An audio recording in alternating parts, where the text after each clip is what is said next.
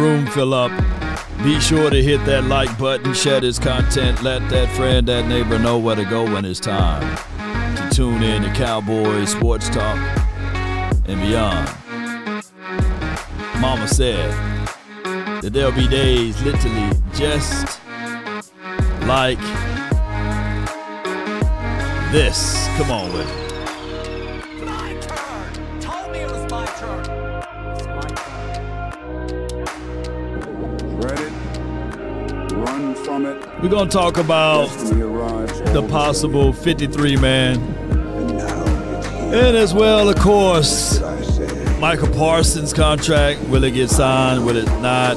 Cowboys stock up, stock down. 90 to 53 roster. 5, 4, 3, 2. Let's go. All right, bring the energy with it. Come on with it. Shout out to your ace, Boogie. All right. Shout out to you all. And the Cowboys. What will this team ultimately look like? Yeah. All right. Appreciate everybody, man. Thank you, everybody, for jumping in. The name is Law Nation. The Cowboys got a weird situation. One can argue that this is the common thing with the Cowboys by being in this spot, brought to you by Jerry Jones. Hey, shout out to Jerry Jones. Now, we are at odds with a certain position, and somehow, I'm the problem. I'm the fault. You know what I'm saying? But not no one else. But that's okay. That's cool. Appreciate everybody, man, for having their independent thoughts of it. Keep in mind, those convinced against their will is of the same opinion still, okay? But we're going to go to this topic first, and I want to say a shout-out to this particular group right here. I believe the guy name is Fifth, not of a Hennessy or a Cavassier, but Fifth. Maybe it's the fifth quarter. But that's his name right here. Go and check out their YouTube page while I bring this up and pull this up, Cowboy Nation. All right, go ahead. Put All me right. in, coach. Is that better? Yes. All right. He said, this coming from y'all, boy. This y'all favorite Cowboy content creator. He said, Mazi Smith has only been in Dallas for 2 seasons and is now heading to his 3rd year. Please understand he is not the problem, nor the ultimate solution. Yes, he had a rocky start, but that's completely normal for an interior one-tech defensive. Look at this stupid shit, defensive tackle. Cowboy fans, stop fighting over Mazi.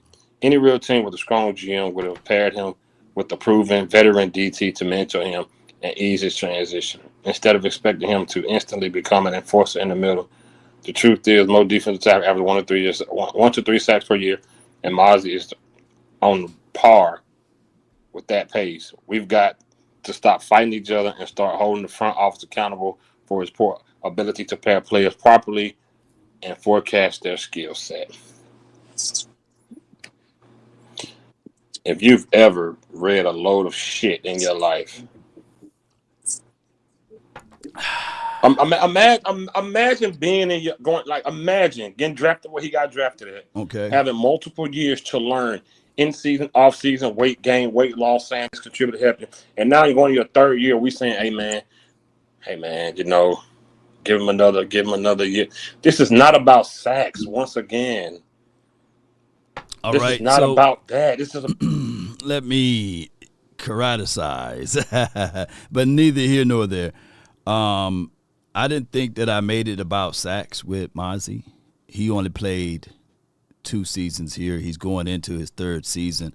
I get the levels of frustrations with fans, but I've been everything but nice. I've said the things that Mazi need to work on. I said the things that Mazi need to improve on. I even gave flowers to his mom, right? So at the end of the day, his mom was like, hey, I appreciate the community of what you guys are doing as far as Mark Holmes and you, because not a lot of people speak lowly of my son, right? And it's been a difficult transition from Michigan to the Cowboys with the levels of expectations. Granted, I don't think that Mazi was well embraced and welcomed here from day one, because when you start to think of the Cowboys, it's all about sizzle. It's all about substance, right? No substance, but more so sizzles with these particular situations. And if you don't get the stats, then most people would think that you are trash or you are sucking or you don't belong on a Cowboys uniform.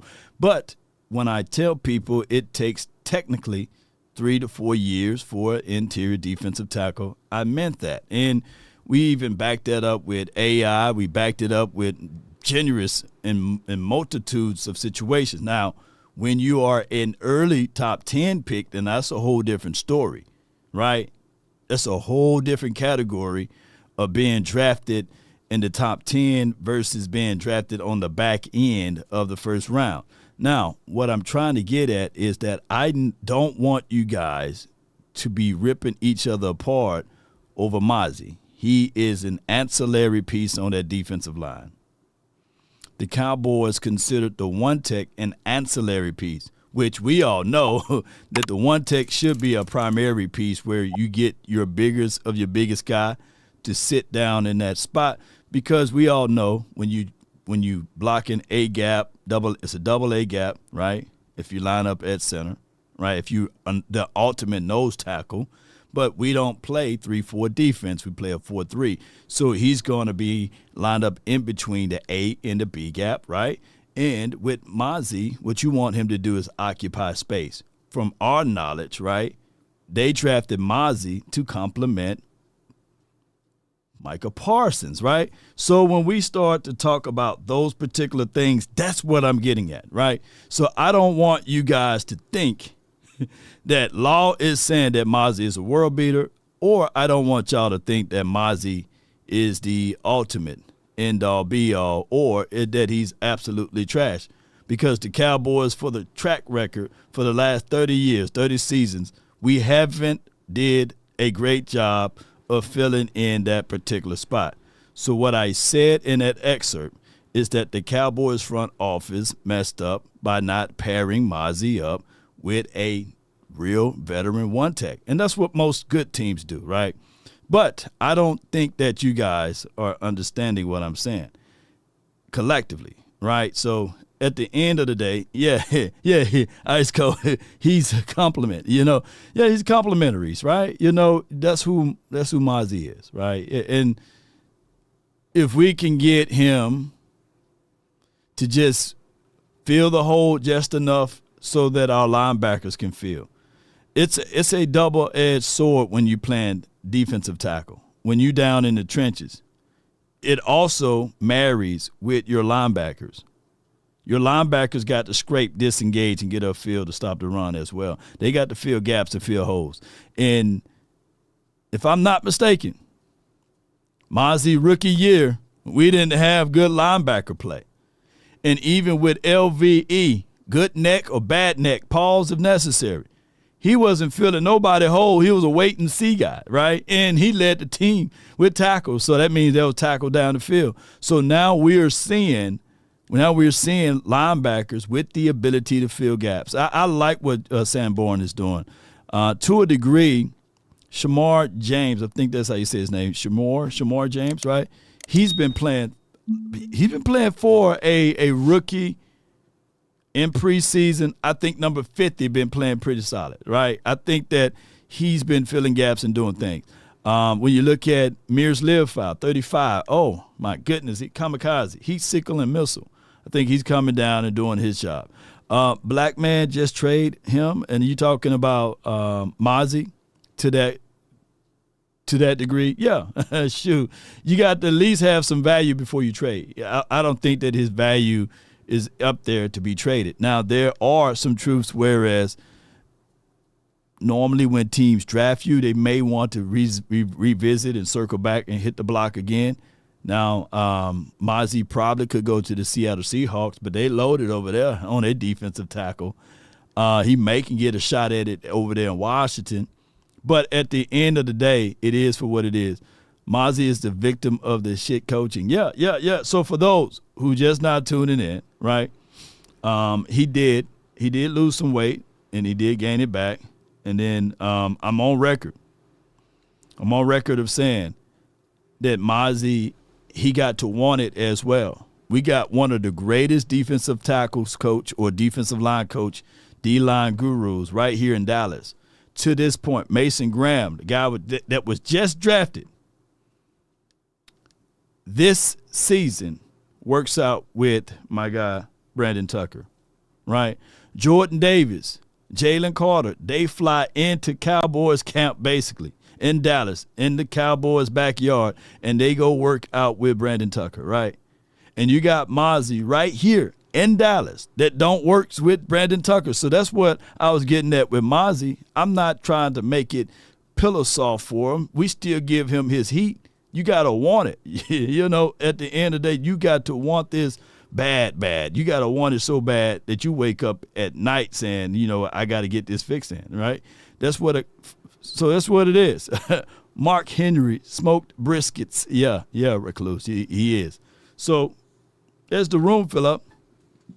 Let me play this one more time for you, man. Come on with it. Come on with it. What's good, boys? Boys. It's kind of racist, Nate, dog.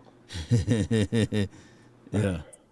Here we go. It was a reply, wasn't it? He's at 3 consecutive 12-5 season. Couldn't get. Has only been in. Oh, here we go. Right here. Hold on. Here we go. Oh, here it is. All right, go ahead. Put me All right. in, coach. Is that better? Yeah. Yes. All right. He said, "This coming from y'all, boy. This y'all favorite Cowboy content creator." He said, "Mazi Smith has only been in Dallas for 2 seasons and is now heading to his 3rd year. Please understand, he is not the problem, nor the ultimate solution. Come on with it. Yes, he had a rocky start, but that's completely normal for an interior one-tech defensive. Look at this stupid shit, defensive tackle. Cowboy fans, stop fighting over Mazi. Any real team with a strong GM would have paired him with the proven veteran DT to mentor him and ease his transition, instead of expecting him to instantly become an enforcer in the middle. The truth is, most defensive tackles average 1 to 3 sacks per year, and Mazi is on par with that pace. Man. We've got to stop fighting each other and start holding the front office accountable for his poor ability to pair players. You got the Mississippi eyes, man. Shoot, a Gracie corner reading. Come on with it, properly man. And forecast their skill set. If you've ever read a load of shit in your life, imagine being in your imagine getting drafted where he got drafted at, having multiple years to learn in season, off season, weight gain, weight loss, saying this contributed to helping, and now you're going to your 3rd year. We saying, hey man, you know, give him another year. This is not about sacks. Once again, This is not about that. This is about him as a player that get dogged. He get dogged. He don't stop the run. He don't listen. Stop. And then we creating that minimum. Tech one techs, they average 1 to 3 sacks. Why we not just talking about that? We get gassed up the middle, bro. Mazi be pushed off to the side. They spin him around. That's what we talking about. All right, so when we look back at everything, and I pulled this up, I did this research all last year. Y'all can pull up any game, and when you look at the chart line, when you look at everything, when you look at how and the where and the way the people ran on us, you can clearly see that they ran on the outside. They didn't really pretty much run up the gut. And granted, I'm not trying to sit back and say that the Cowboys got the best interior in the land, but most of the runs were gashed on the outside, Cowboy Nation. And what I'm getting at is that I get it. I understand that we're looking for one problem instead of all of the problem. We look to single out one player. Like in that Green Bay Packer game, people single out, oh, it's got to be Parsons. It got to be Mazi for the issue.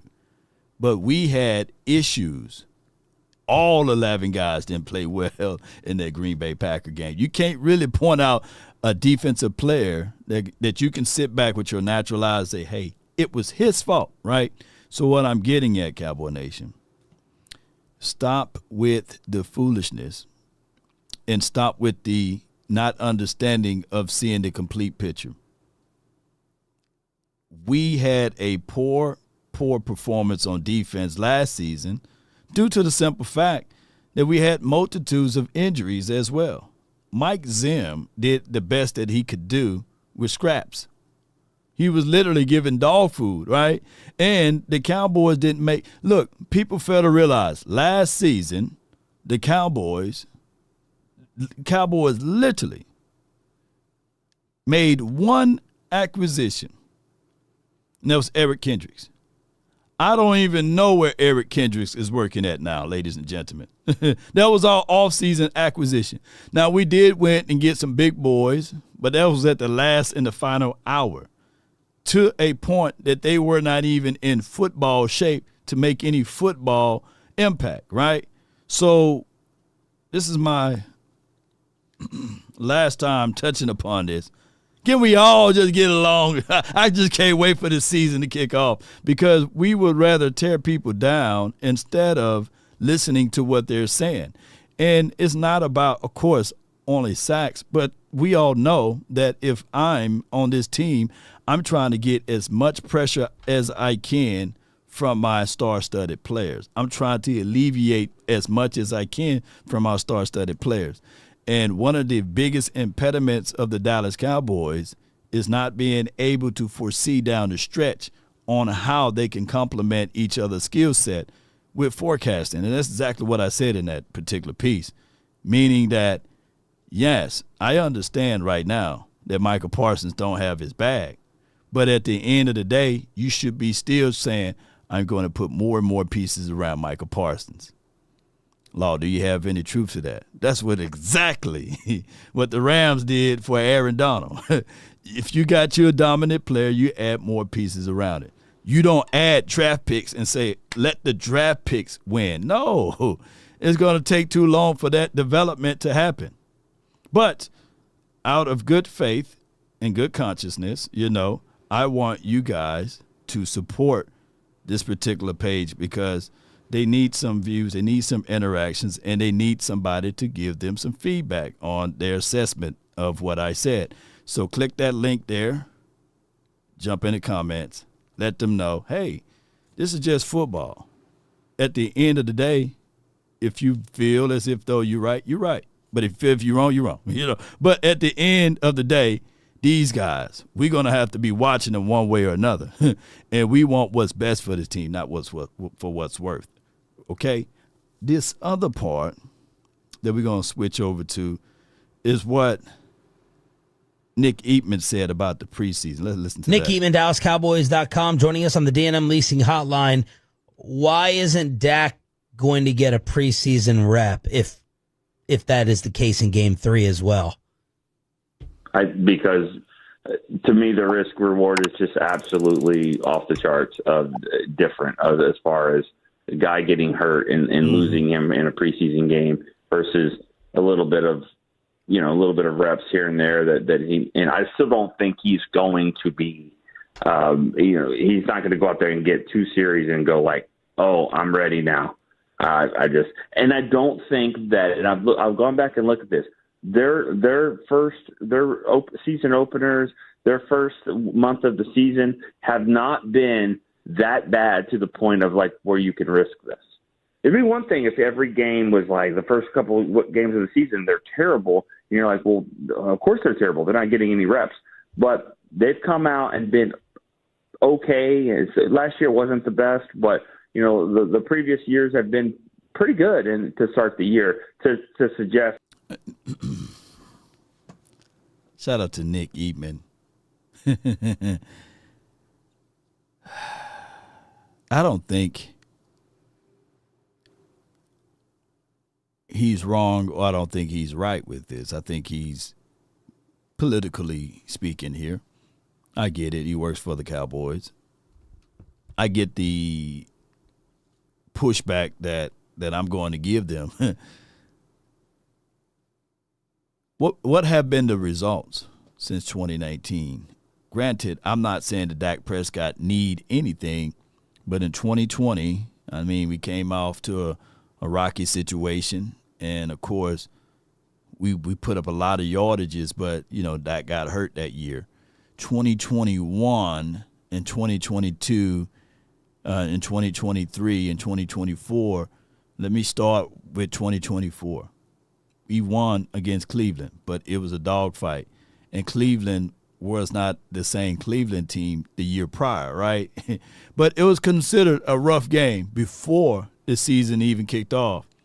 Granted, we survived that, but the following week, we got the doors blown off of us, right, against the Saints, I believe. The year before that, in 2023, I think that was a year that we were still the underdogs, I believe. People were saying that the Giants were going to beat us down, but we was able to put up 40 points on them boys, I believe. But that was more so of the defense and everything else. And then in 2022, I think we played the Tampa Bay Buccaneers. We got whooped that badly that game and had a lot of injuries to happen and occur. What I'm getting at, if injury's going to happen, it's going to happen. It's like Final Destination, man. It's one of those things where it's going to take a while for us to sit back and say, will this work, will this not work? But injuries will occur. That's the part of the game. Now, of course, Jerry Jones would like to have everybody healthy for the first month. You trying to sell expectations. You trying to sell that, hey, your decision made was work well. But the problem is when we start to do these type of conversations, you don't have to struggle starting off for the first 3 or 4 games. You don't have to. And the Cowboys literally will start off a little slow if you don't get those reps. And every year is different from a different year. It's a year-to-year league. We may be looking at this schedule now, next year, and be like, oh, man, it was easy. But this year, you got to understand that you got to bring and put out the best possible ways, because at the end of the day, these are divisional games. These games are crucial. They are very important. They are necessary, Cowboy Nation. They are flat out necessary. Listen to the rest of what you have to say. But he hasn't had a preseason snap since 2019. So I think that I don't think that's the issue so much as it, you would feel absolutely sick if something happened in a preseason game, and I think that they just don't want to risk it. They've seen it. They've seen Romo get hurt. Was that a good thing, bad thing? That's we can debate that all day long, but your starting quarterback got hurt in a preseason game. Hey, I hate to say it, but that's the price of doing business, ladies and gentlemen. Preseason game, getting hurt, that's crazy. It feel bad. But also, what will hurt more would be you get hurt week 1, week 2, right? Or you play to that level, whereas these are divisional games. You can't start off slow. Now, I like taking these type of conversations and moving it to another part before we go to the 53-man roster and pull up the whole deck. Optimism is kind of low for Cowboy fans, right? But for other fan bases, they got what we call soft eyes, meaning that they're not looking at it from every single angle that we're looking at it. And we may look at it from a difficult aspect, and they may look at it like, man, we can get things going because of the weapons that we have. Here's an excerpt from my guy here, and he did a great job. Let's see if I can pull this up there. Okay, let's see. Again, I hate to say it, but I think the Cowboys have a great team this year. Cowboys might actually have a chance this year. Let's look at the Cowboys schedule. Do the Cowboys have a chance this year and win the Super Bowl? We got Philly, week 1. That's a dub. And I think they're going to spoil that ring ceremony. Then week 2 versus New York. The winless Giants. Not winning a game this year. That's a dub. 2-0. Then they play Chicago at Chicago. That might be a tough game. I still give them the dub. Then they play Green Bay. Hey, so far, man, he got us 3-0. Is he trolling? Is he trolling? He got a Steelers hat on. All right, I got Sanjay states here, and I appreciate you for your support. Injuries happen more when you are over-reliant on a few to do many things. If he add proper depths, injuries would be less prevalent. You're right. Here's the thing. That's why we top heavy. We've been top heavy for so long. And I think that the Cowboys collectively speaking, do a wonderful job of accumulating talent. I do believe that the Cowboys do a wonderful job of accumulating talent. But we do a horrid job on the talent that we accumulate by leaning on the youth of that talent, the inexperience of that talent. How many people heard me say that, yeah, that new broom can sweep the floor good, but that old broom can get those corners? I think that we need to have a combinations of what we do. We do a great job of drafting and getting things together. We do a horrible job on the back end of the contract when it's time to extend, when it's time to walk away and move on. We do a horrid job on that, right? Or the sense of urgency. In 2023, I hate to bring up old news, but in 2023, LVE and another linebacker kind of went down.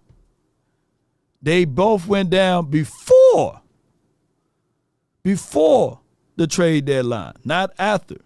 And we sat on our hands. Roquan Smith was right there. Can you imagine if this front office, had the sense of urgency, or the gonads, the gohonas, right, to just be able to fill out a room better? Can you imagine, close your eyes, can you imagine if you already had Roquan Smith here and you already had a Derrick Henry here? It's the little things that we do that we kind of wait on, and it's too late. Even in 2022, right before the trade deadline, this was when Brandon Cooks was in the conversation. We eventually got Brandon Cooks a whole year later, but he would have been more valuable to us in 2022. And then we ended up not being able to close out on that deal because the negotiation was so delayed that they couldn't get the deal done before 3 o'clock that day or whatever the time frame was. And then we had to pick up the phone and call a man who was 33 in the third, Master Mason age almost, you know what I'm saying? And we got T.Y. Hilton. And that was our saving grace on the back end of that season. We literally did everything in 2022 with a quarterback with a half of a thumb almost. You know what I'm saying? A broken thumb. It's crazy, but neither here nor there. I'm going to rewind it for those who just not tuning in. Let me just rewind it, okay? Unfortunately, again, I hate to say it, but I think the Cowboys have a great team this year. Cowboys might actually have a chance this year. Let's look at the Cowboys schedule. Do the Cowboys have a chance this year and win the Super Bowl? We got Philly, week 1. That's a dub. And I think they're going to spoil that ring ceremony. Then week 2 versus New York. The winless Giants. Not winning a game this year. That's a dub. 2-0. Then they play Chicago at Chicago. That might be a tough game. I still give them the dub. Then they play Green Bay at home. Sunday Night Football. That's going to be a great game. That's a dub. At New York, that's an easy dub. 5-0. At Carolina, that's an easy dub. 6-0. Versus Washington at home. They win that game 7-0. At Denver, that's a tough game. They lose that game 7-1. Then they bounce back versus Arizona Monday Night Football. Oh my goodness, I can see it now. Please someone clip this if that happens. Dak's going to throw for like 400 yards versus Arizona. CD's going to have like 170 yards, and GP's going to have 100 yards. Man, he got more faith in this team than we do, boy. All right, God. 8-1, man. Hey, regardless of it, man, we popping champagne bottles a little bit. You know, we celebrated saying we got one of them ones as a coach, man. Come on. Hey, I know for sure he may be trolling. Come on.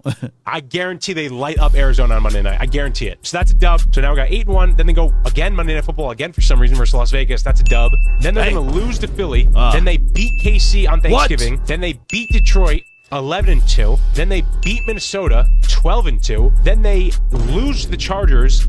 Beat Washington on Christmas. Another great game probably by Dak and CD and company. And then they beat the Giants. So that's 14 wins, right? So I have the Cowboys going 14-3. So I do have them running the table. Unfortunately, again, I hate to say it, but I think the Cowboys have a great team this year. And I think they probably get the number 1 seed, and they probably win the division, and they probably go to the Super Bowl. If all of that happened, I will find that guy. I will find him. And whatever Steeler jersey, because I can't stand the Steelers, you know. Whatever Steeler jersey that brother, you know what I'm saying, want, I'll try to make it out to him. You know what I'm saying? So if we go 14-3, OMG, come on with it. Oh my gosh, man. Yeah, he trolled. He got to be wrong, ain't it? You know, but shoot, I take it. I take all what he said. Hey, it's all about, can you explain what you put down on that paper, right? And he explained every single game. He explained every single game. And, yeah, he got to be trolling. Ain't this right, Angry Cowboy? But he explained everything what will happen. I'm telling y'all, man, by us being, 5-0, man, you can't tell us nothing around that. Hey, bro, come on now, dog. Yeah. Boy, shoot. No days off. No days off. He trolls every. No days off. No days off. We will remember you for the rest of our lives. 14-3. That means, don't y'all know the ramifications of going 14-3? If the Cowboys go that's Coach of the Year, that's Comeback of the Year too for some of the players, whoever it may be, just showing up, showing out. There's MVP. Somebody's getting MVP on the offense. Somebody's playing lights out. That's defensive player. Somebody on defense is showing up, showing. That's a lot of ramifications. Matter of fact, if the Cowboys go 14-3, Sanjay says none of that will be true if we can't stop the run. That is a proven point. That's the proven point. None of that will be true if we can't stop the run. All right.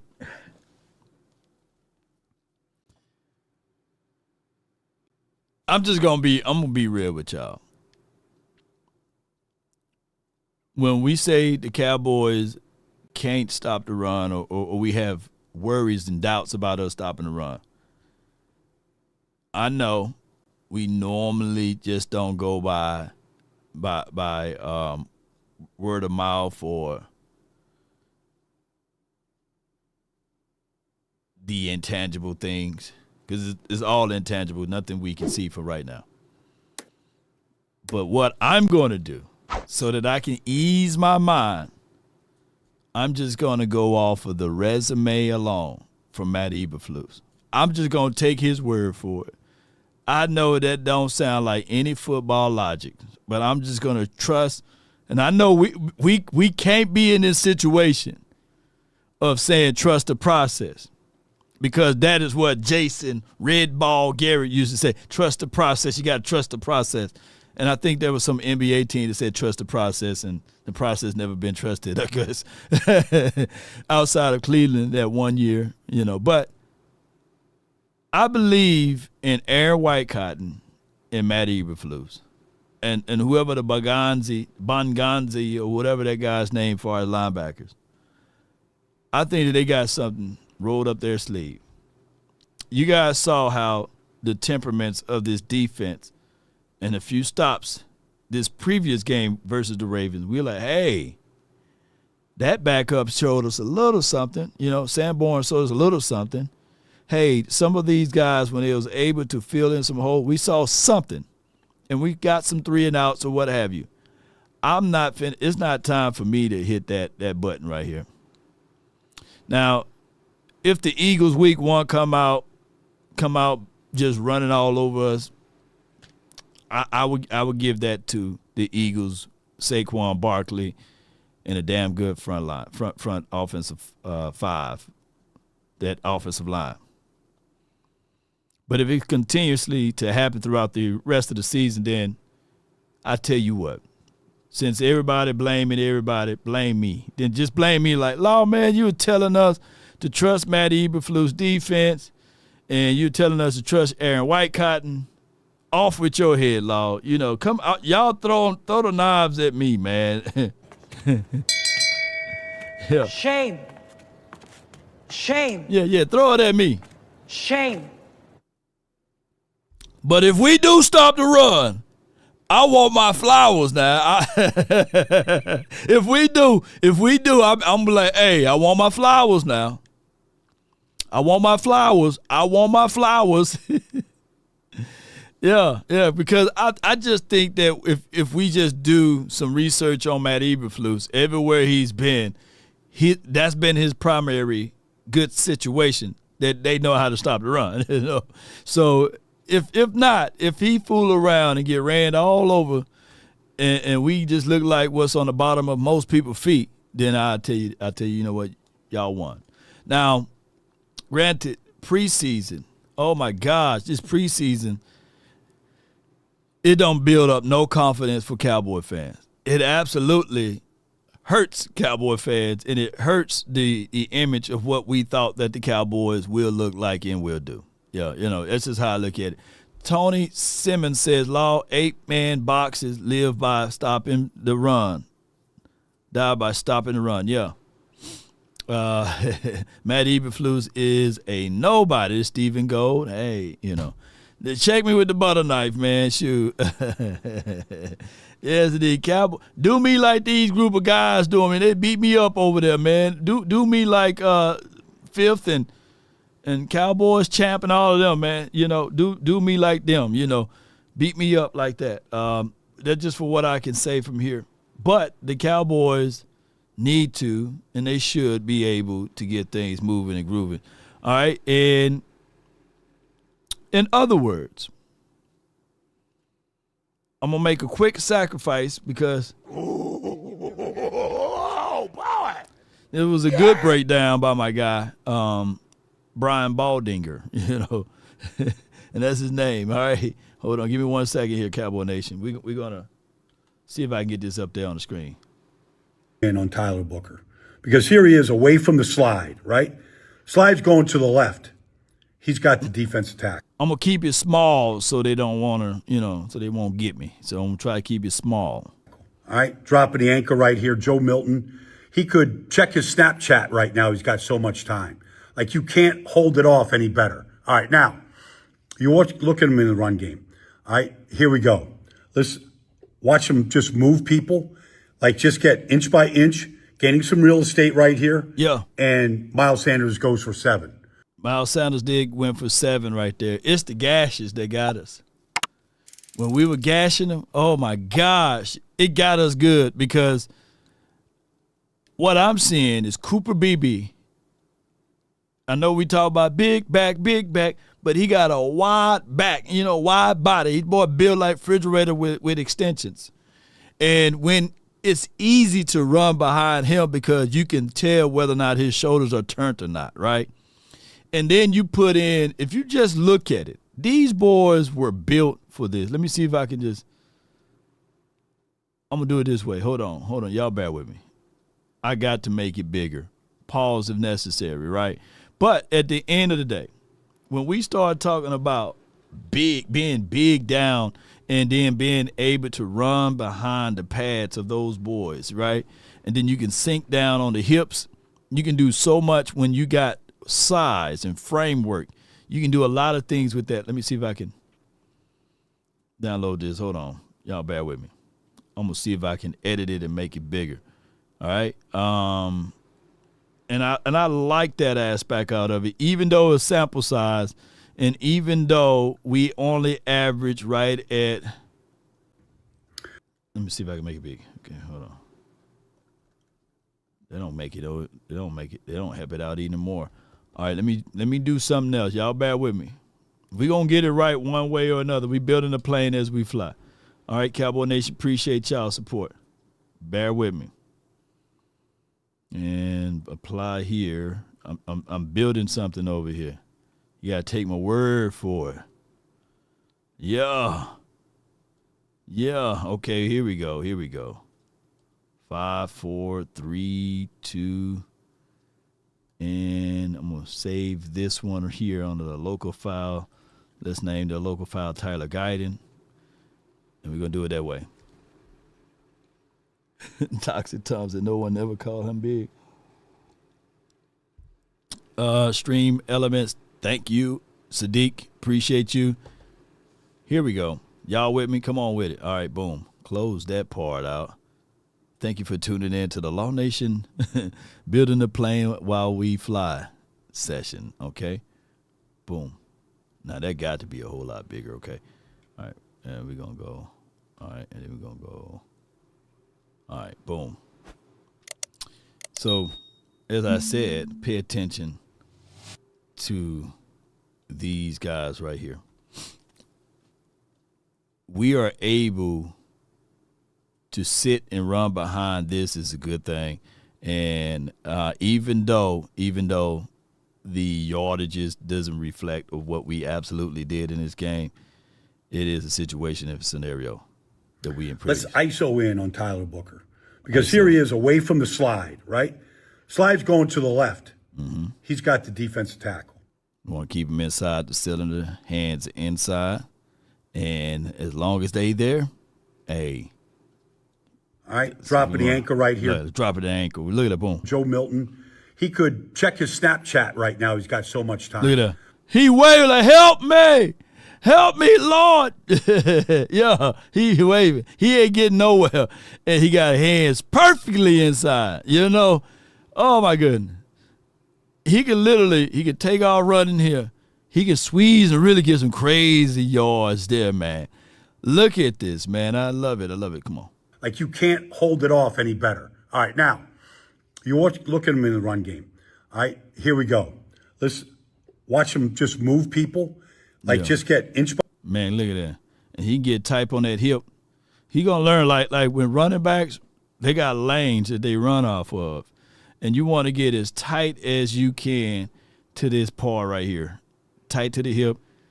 And then when you squeeze out, man, you can get so many yardages from that. But let's see what he do. Well, let's see what his planning by is. Inch, gaining some real estate right here. And Miles Sanders goes for 7. Dog, if you can get a few of these going, I'm telling y'all. I'm just telling y'all from how teams like to play us. I get it, man. I get it. Everybody have a right to be mad at these preseason games. But it's just that small sample size. Dog. I just want y'all to understand, if we just gash them a few times, putting the ball in the belly of Javonte gonna run that same little pattern. And if he can squeeze in between BB and Tyler Booker, don't y'all know that 7 yard, that start burning.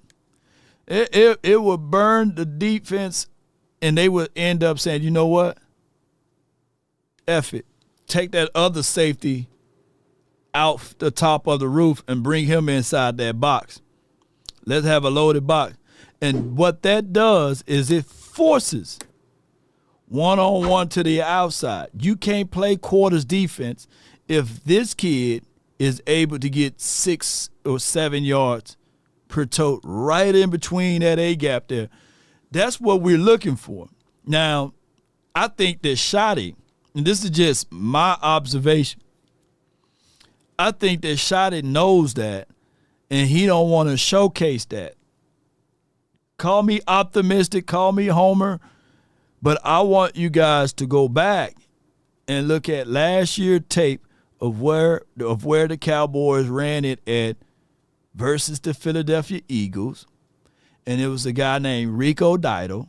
He rushed for 103 yards and it was at them, not on the edges. You got to run at Jalen Carter. And Carter is a damn good run stuffer. Jordan Davis is good. The other kid from Hook'ems, he's good. But you got to run at them boys. That's all I'm saying with that. But I do like the ideology that these guys are able to gash for 6 and 7 yards. Different type of backs right there. Come on with it. Right behind him. Most of the good runs in this game were right behind Tyler Booker. Right, toss crack right here. Now he's got to run. Crack. All right, he's got to stay connected the whole time. Stay connected. Keep running. Take the. He don't have like. Let me tell y'all something. 27 got old eyes. He's rusty a little bit. He outrunning his block just to a degree. Slow his ass down. He got blocks in front of him, whereas people looking for work. Slow down for so 75 and get there. Just be patient a little bit. Slow down a little bit. Slow down. 52 good. You slow down, let 75 shield this off. You got you another lead blocker right here. Boy, daylight saving my time to go home. But I get it, 27. It was his first game back. I'm not giving him a situation, a scenario that he shouldn't be enabled to do this. But, dog, man, they got it blocked right up front for you. Keep running. Take the defensive man wherever he wants to go. Let Miles Sanders decide where to go. And he does, right behind him. He still got some good one yards. Play after another. All right, the good runs came. Yeah, so y'all see that I got to stop it this way so the NFL networks won't get me. They still probably get me. But you guys get me what I'm saying, Cowboy Nation. Yeah. Yeah, so y'all see it. Law, go back, bro. What the heck is Jalen Tolbert? Jalen Tolbert playing. That's why I hate the fact that my guy Mingo got hurt. Better blockers than Jalen Tolbert, Mingo, Ryan Flanoy. Jalen Brooks not about that blocking life downfield. Cropper's not about that blocking life downfield. Tolbert, he just should have just got in the way or something. What are he doing? Yeah, that was terrible, man. But let's see what they do from here. Behind Tyler Booker in this game. Here we go. Like, good push here. All right. Look at that wall right there. Look at that wall right there, man. Little help with the center. Shoot through there. And there goes Deuce Vaughn. That's a 4 or 5 yard 6 game. yards right up the middle. 6 yards. Look, it may seem like dog water right there, but them 6 yards, bro. If I can just do that, it don't look flashy. It's not gonna be called out on ESPN or NFL Network, but that's okay. That's flat out okay. If we can just do that consistently, Dak will be able to get some good stuff going for us. I promise you he'll be able to get some good stuff going for you. 6 yards right up the middle. I thought Tyler Booker had a good game. Played into the third quarter, the first series of the third quarter. Need help in other areas, but I thought his first action was solid. It was, man. So shout out to Brian Baldinger, man. That was a good assessment. There's more and more tape. I got more and more tape that I can pull up too, but we'll figure out how to get around some of this stuff, and it'll be on my Instagram and Facebook. Law, and them 6 yards is with a weaker backup on the left side too. Yeah. I think it's going to be Nate Thomas, Tyler Smith, Cooper Beebe, Tyler Booker, and as well as Terrence Steele. Terrence Steele graded out in the last 2 seasons better at run blocking than he did pass pro. So hopefully, man, by us doing more of these inside runs and he can get into a rhythm, that's going to help us out. If not, the Cornelius kid, he did pretty well in I think in the last 2 games, haven't allowed multiple pressures.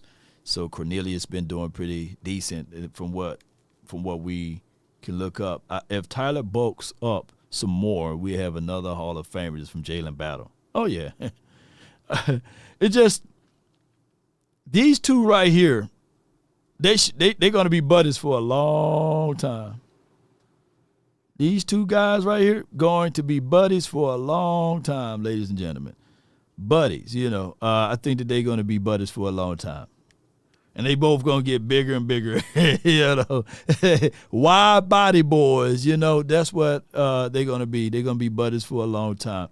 And hopefully, man, the Cowboys figure out ways to continue to utilize their skill set. But when we look at this chart, the 53-man roster, now there are multiple ways that we can look into this. There's multiple ways we can get down and dirty with this, multiple ways that we can see this all the way through.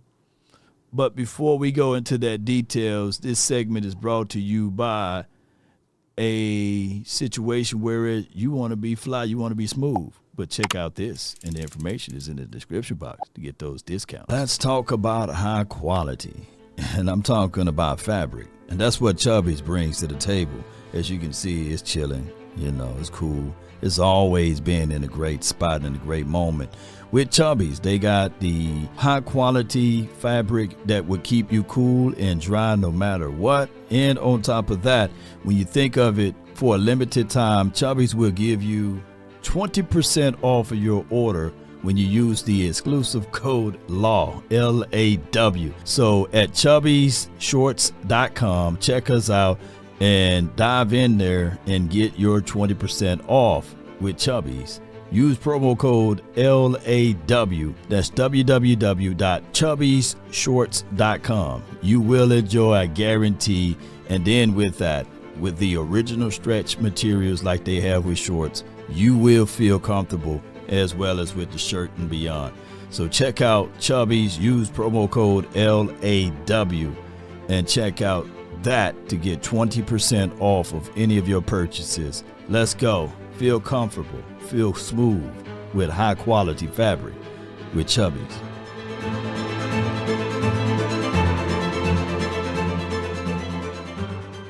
Yes, indeed. So check out our people, man, Chubby's, man, for that good feel of fabric on your skin and being able to be out there with the wind. You can win. It's a win-win situation. We love to be comfortable, so check out Chubby's. The information is in the description box for your fabric care. And on top of that, hey, get promo codes if it's LAW. Make sure it's all lowercase and get things going in the best way possible. Sadiq Charles Law, I asked the chat room in question and not one answer. I said if Dallas had won both, okay, you're saying if the Cowboys had won, right? Like won both preseason games, like if they would have won both preseason games, would there be so much hate for Dallas? I think that it's not necessary hate. I think that we are hungry for a win. And the Cowboys, when we lose, boy, we get it from everyone. The things, even in the preseason game, everybody gets shut down. Remember, there are more casual fans than there are diehard fans. There are more casual fans than there are people that know and understand the game. So when you see a loss, that's all they know. They just see a team that's losing, and they see a team that have some rollover hate from one year to the next, right? So if we would have won, then they would have said, if we were 2-0, we would get the false praises from the media. And that is even more alarming. That's even more to be damned. Because the media would have been, and I'm not talking about the local media, but I'm talking about the people just out there for snips and clicks. They've been saying, oh, it's the Cowboys year. Oh, yeah, look at the Cowboys. Oh, man, they won their first two games. They think they're going to the Super Bowl. And there would have been headlines throughout the entirety of the 3-letter to 4-letter networks.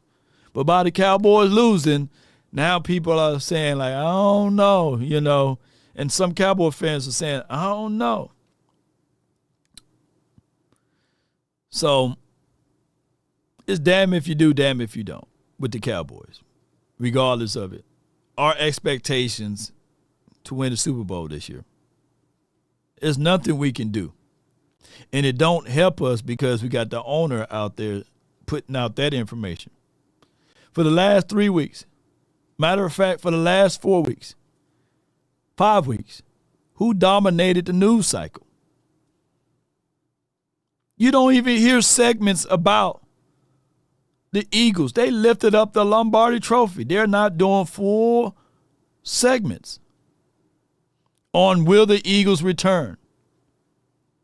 Everything is about the Dallas Cowboys. If you were an alien from another planet and you landed here, you would think that we just won the Super Bowl.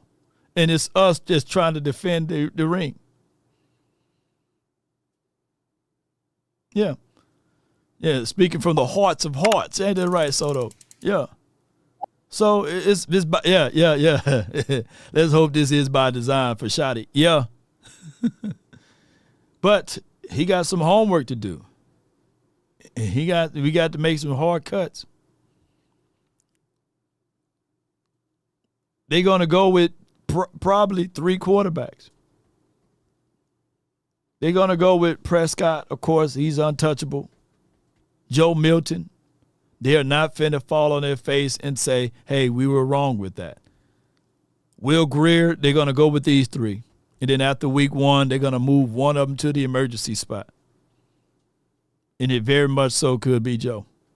But it's 9 times out of 10 it will not. So week 1, you're going to have Dak and Joe. As far as running backs, I think that they keep one veteran running back. And I think the faith could be already sealed with Miles Sanders if he don't play. If he play this last preseason game and give us 1 or 2 big runs, he's safe. But if not, then they're going to move on. They're going to see, okay, we can waive him, then bring him back for the practice squad. Right? Jadon Blue, he's untouchable. He's the untouchable. So he's on his team, the 3rd team. Lamb, and this is from the Cowboys official website, by the way. This is the Cowboys official website. So all what you're seeing here is from their website, not my interpretations of this. So they got first team, you got C.D. Lamb, Jalen Tolbert, Kevontae Turpin. Second team, and of course, I forgot. You got first team. You got C.D. Lamb, George Pickens, Jalen Tolbert, Kevontae Turpin. That's your first team. Your second team right now, Jonathan Mingo. I think he goes to injury or IR. He goes there. I think that's where he will end up being at. Right. Unfortunately, then you got Ryan Flanoy, Jalen Cropper. Third team. Trayshawn Holden, Jalen Brooks. Cropper is on thin ice right now. He got to give us something. That play that he dropped, even though it was a missile, that could have put him on higher heights. But by him dropping that put him on the bubble. I'm going to put bubbles by these guys. He's on a bubble. He's on a bubble, Jalen Brooks. But what saved him is that he got what we call special teams reps, and he's making hell of a plays on special teams. Trayshawn Holden, yeah, he got sponsors in the building. But they trying their darnest, man. They trying their darnest to stash him. But he's on the 3rd team. All right, so first team. Tight end, Jake Ferguson. Second team, Schoonmaker. Third team, Brevin Spann Ford. If anyone,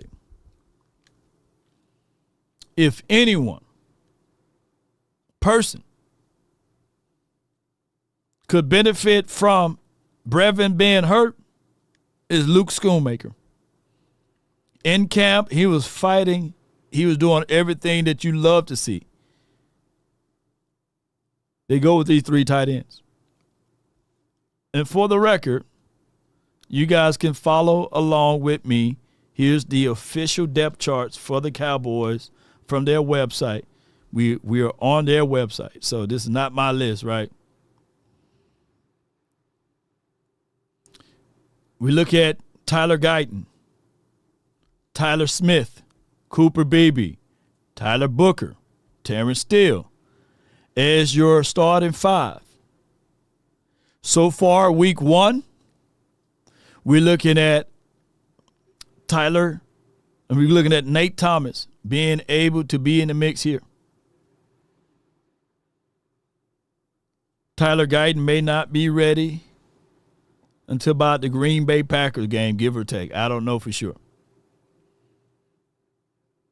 But in your second string lineup, you got Nate Thomas, TJ Bass, Brock Sadiqa Charles, Hakeem Adeniji. How you say that guy's name? And then on your third team, you got Awesome. You got Dakota Shepley, who's going to go to IR or some type of pup of injuries if he can't stay upwards, or they may can just give him a safety cut, a hefty cut. You got La'el Collins and Cornelius. They've been praising Hakeem for a second, but then he kind of slipped up in a few games. So we'll find out what will happen down the stretch with him. And, of course, Hunter Luepke, he's the fullback. He on his team. So they go with 3 running backs and a fullback. Now, y'all can fight with the website, but I don't see Deuce Vaughn on this list unless my Mississippi eyes are messing me up. Do y'all see Deuce Vaughn on that list? Yeah. Sanjay said span 4. Y'all said span 4 way better than Schoon. This is for my guy Sanjay. Yo. Yo.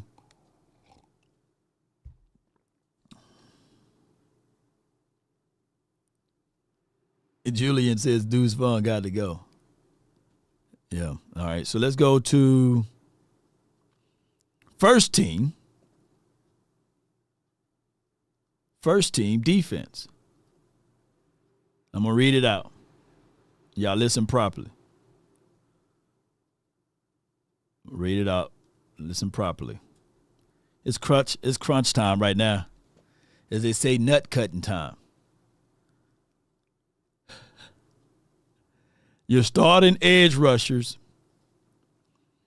is Micah Parsons and Marshawn Nealon. Your starting defensive tackle is Mazi Smith. And your 3 tech is Osa Adigi Ozua. They got Mears Leofile, Damone Clark, and Jack Sanborn. Kenneth Murray, Kyer Elam. Your nickel for right now, as of to this day, your starting nickel is Keemon Hall, Deron Bland, Donovan Wilson, and Malik Hooker. That's your team. That's your team. All right. Your second team defense is Tyrus Wheat, my guy Sanjay, number 1 edge rusher from number 91, one of my Mississippi boys, Tyrus Wheat, Jay Toya, Solomon, not Temple, but Thomas, Dante Fowler, Buddy, Justin Barron, who's number 55, Shamar James, Booth, Izzy, Carsons, Wanye, and then Marquise Bell. Where's Zion Childress? If he's not on this list by next week, he's going to be a healthy cut. And they're going to try to squeeze him back on. Yeah. But in my opinion, I think that Zion is fighting for this. He's fighting these 2 right here. But you got to understand. You got to understand that Keemon Hall, he caught an INT this weekend, right? Yeah, he caught an INT this weekend. Yeah. That's weird. I don't see Donovan Ezeraku. And remember, this is their website, list subject to change, right? But far as third team defense, it do make sense now. Where Donovan Ezeraku at? You made a good point. Where is it? Where is he? They got him on the fourth team.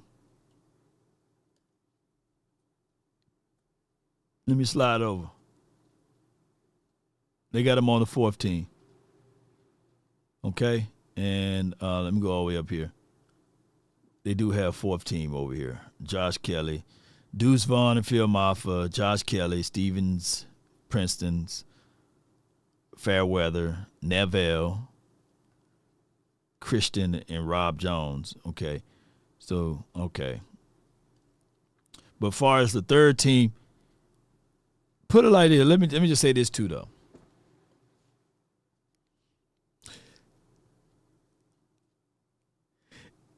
If you on the fourth team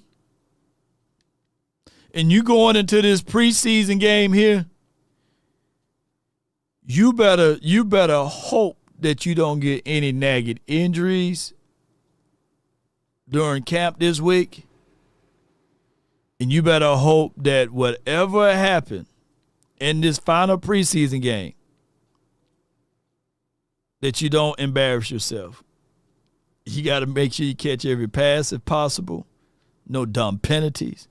And you better have your head screwed on, because your only chance of making this team is migrating over to the third team, right? For example, even though, and this list need to be updated to a degree, because I have seen absolutely nothing from Peyton Turner, right? I've seen a lot from James Houston. Far as Perrion Winfrey, I think that he's on this team. You can pencil him in. Ernest Brown, he's making some movements. Sam Williams, third team. Fourth team is Donovan Ezeraku. The Cowboys better figure out a way that you get Donovan Ezeraku in a little bit more to get some more reps and more time. We got a logjam at defensive edge room. When you have a guy that you drafted in the second round and he's on the fourth team right now, I need for him to move up a little bit, but he's hard to fight out and he's hard to beat out these other guys. People literally here saying, hey, James made his case last week. Marshawn Nealon made his case last week. Sam Williams, hey, he wasn't really playing like that. Donovan got a lot of snaps, but, hey, he was solid but wasn't spectacular. Yeah. Okay. All right, so Darius Harris here, Troy Pride, Bruce Harmon, who got hurt, and Elijah Clark and Mike Smith, who gave up that touchdown in the end zone, number 39. All right, never forget number 39.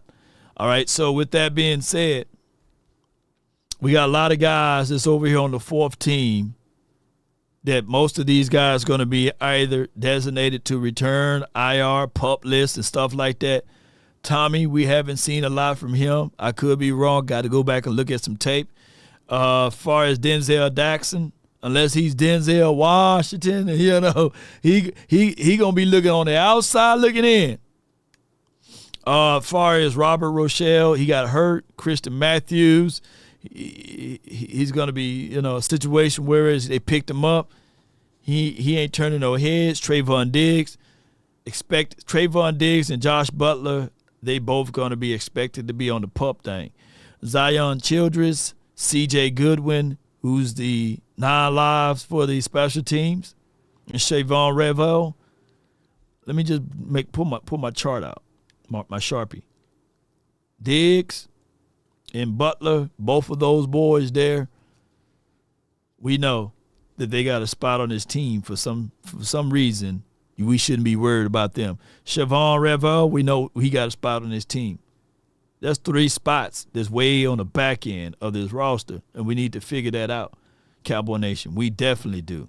But in the meantime, in the between time, it's 11:30, and normally around this time, boy, it's time for us to pick this up right here.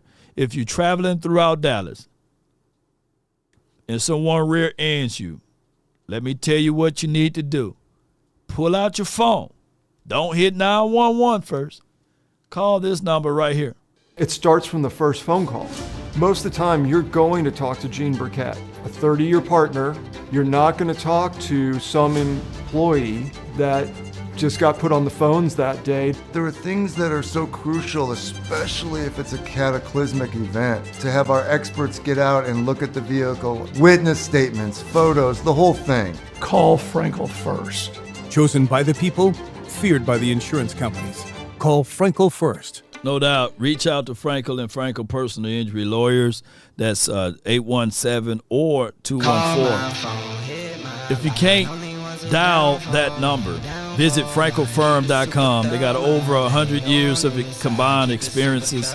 They're located here in the heart of Dallas, so be sure to reach out to them.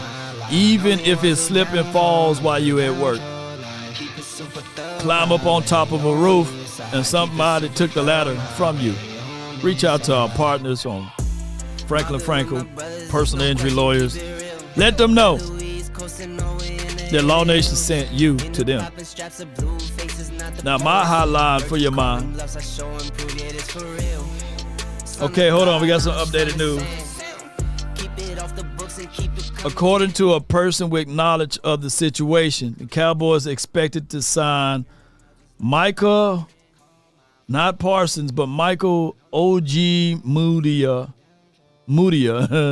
at some point today. A roster move to increase to make they go cut somebody to make this move. Okay, let me see who the hell who is this? Who that is, Harpo? Hold on. Y'all bear with me, man. Hold on. Let's see who I don't even know who he is. A cornerback. From you, who? I can't even say is that Nigerian? Okay, hold on. Let me see what we got here. And remember, see if he ever played in the National Football League. All right, 6'1", 200 pounds. He's 27. He didn't play last year. Hold on, y'all bear with me. Got some updated news. They about to sign somebody. Let me go to a year. Wait a minute. Last time he played was in 2023. What year this is, y'all? What year this is, y'all? Is this 2025? Let me see what he did in 2022. Okay. All right. 2021. Okay, all right. Well, 2020 at least.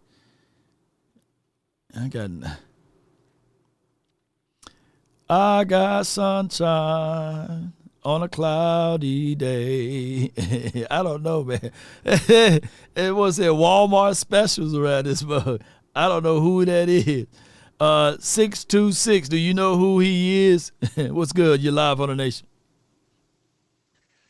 Brother Law, man, I was just listening in, but that dude that Steeler fan with the record he's predicting, he don't watch the games. That's all I can come to. Oh, okay. He just trolling. He's not watching the game. He don't know we don't have a slot corner. You don't know that we don't have.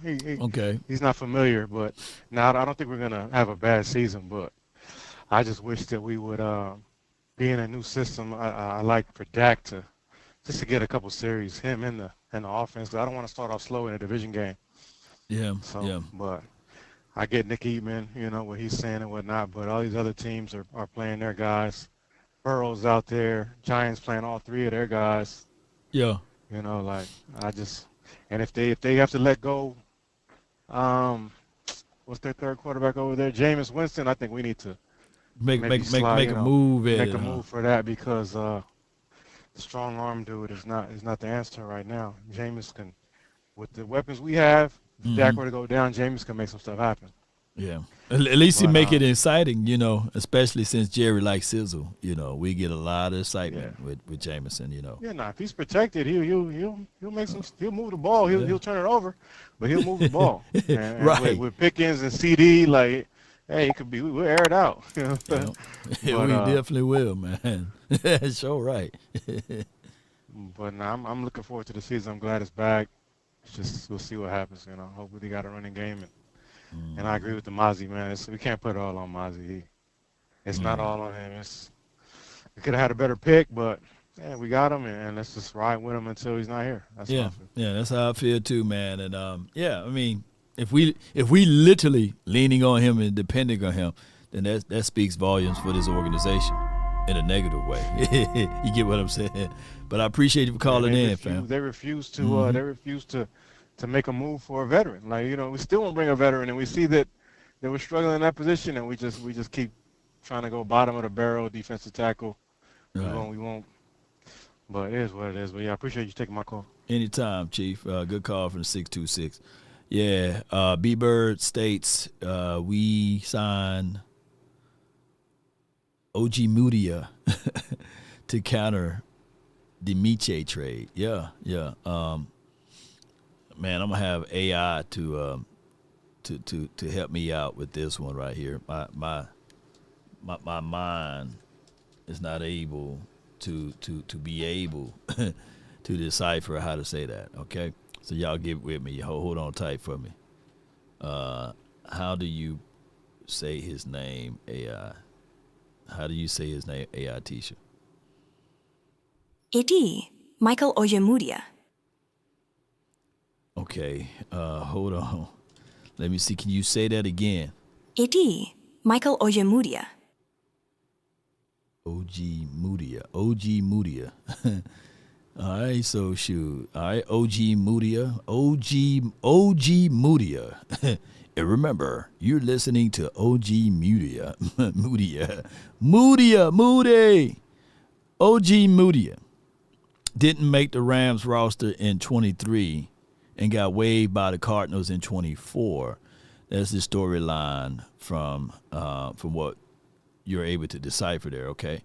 Let's see if we can go Ojemudia draft profile. Hold on, give me 1 second.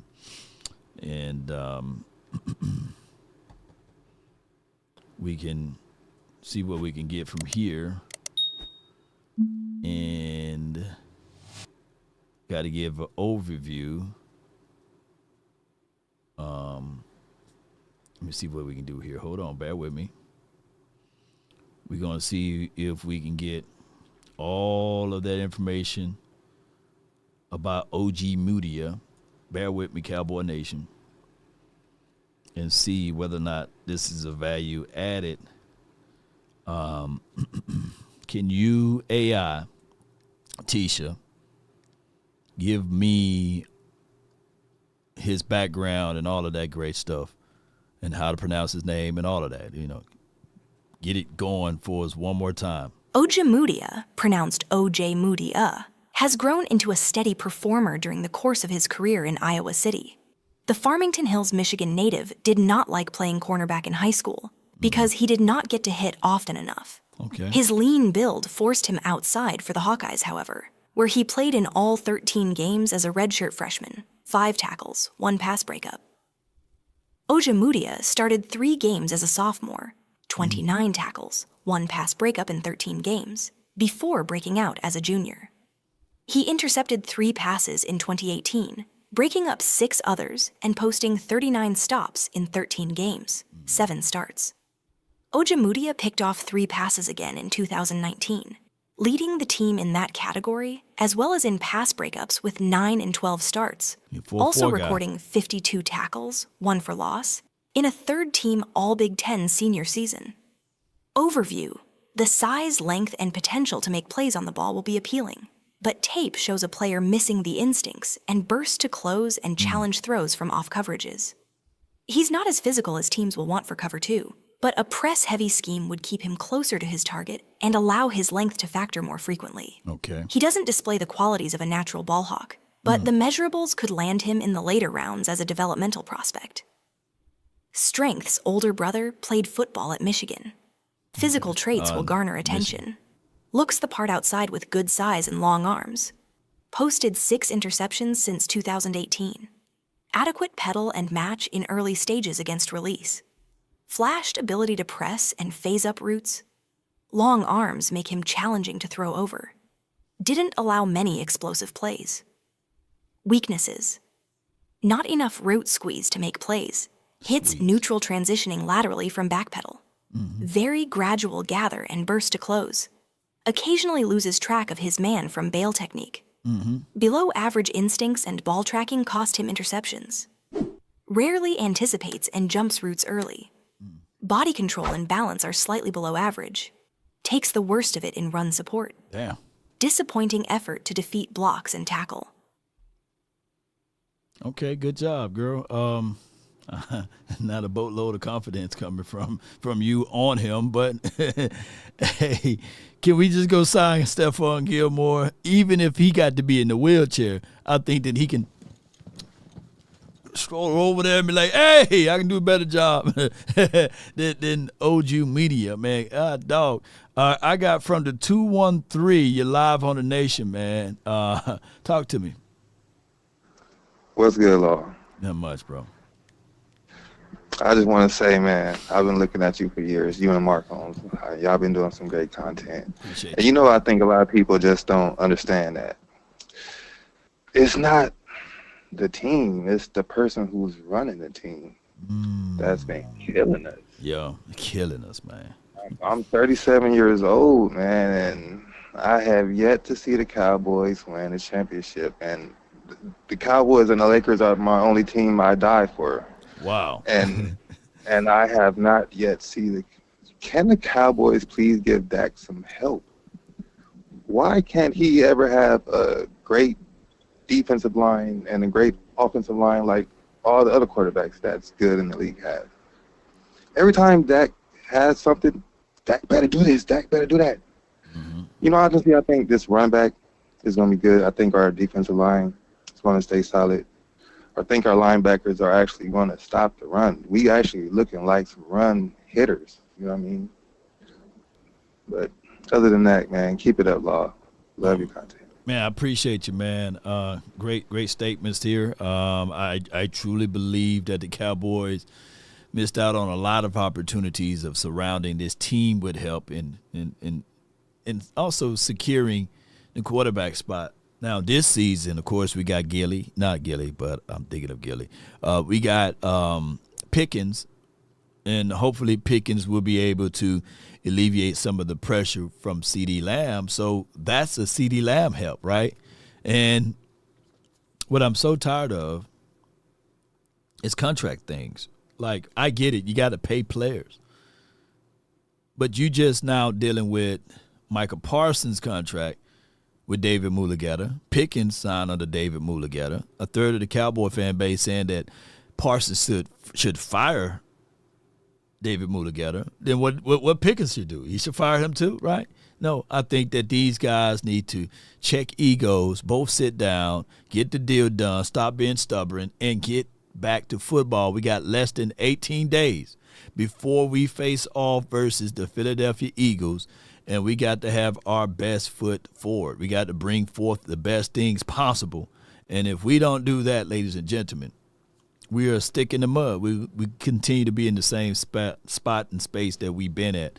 I got another caller from the 206. You're in the mix. MJ, you're live, and your streak is impeccable, man. What you got for me today? What up, Law? You just said the right thing. David need to just call, get that pride out the way. Say, hey, Jerry, I want to win. You want to win. Let's come somewhere in the middle. Let's get this man in camp so he can be ready for before you go down there, David and Parsons people are willing to talk. It's Jerry in the front office that's not willing to pick up the phone. So it got to be at least a back and forward, right? And we're not having that right now. Jerry still, his pride is hurt because he made a deal with like he's trying to tell us. Like I say, me and you said it, Parsons should have never got friendly. You know, you can be cool with everybody, but he should have never went in that office and he got psyched He's like Jerry was his boy. Yeah. And when it comes to business, Jerry ain't your boy. Because if he, common sense to everybody, man, if he gonna do the best running back, one of the best running back of all times, Emmett like that, man, what you think he gonna do to you? And they won Super Bowls. Come on, man. Right. You guys gotta get stupid. Even the agent, if I'm Mike agent from Mike, remember, Emmitt Smith won 3 Super Bowls, bro. You ain't won nothing. That's the leading rush. Bro, you better get that out of your mind. Like, he's your buddy. He ain't your buddy. Bro, don't go in there and be, you know what I'm saying? You guys, if they listening to any Cowboy player listening, don't get personal. Don't get mad. Do like Dak Prescott and CeeDee Lamb did, and Emmett. Don't go in there and be geeky. Don't do the geeky. Because that's when Jerry think he gonna get you. He's an old, stubborn man. Yeah. And he like to get his ways. We already know that. We already know this TV, this movie. Yeah. You know, Lord, we know the movie. And all the fans, y'all know the movie. He already told you. He love to do this to get likes. I want likes. I want to be talk of the city. Let them get a talk of the city. Don't say nothing. And just wait to see what they do. Come on, man. You got to start falling for this foolishness. That's why everybody over here mad. Jerry. We know Jerry's a goofball. And we know some of our players be choking. So we fell in both hands. Let's say it again.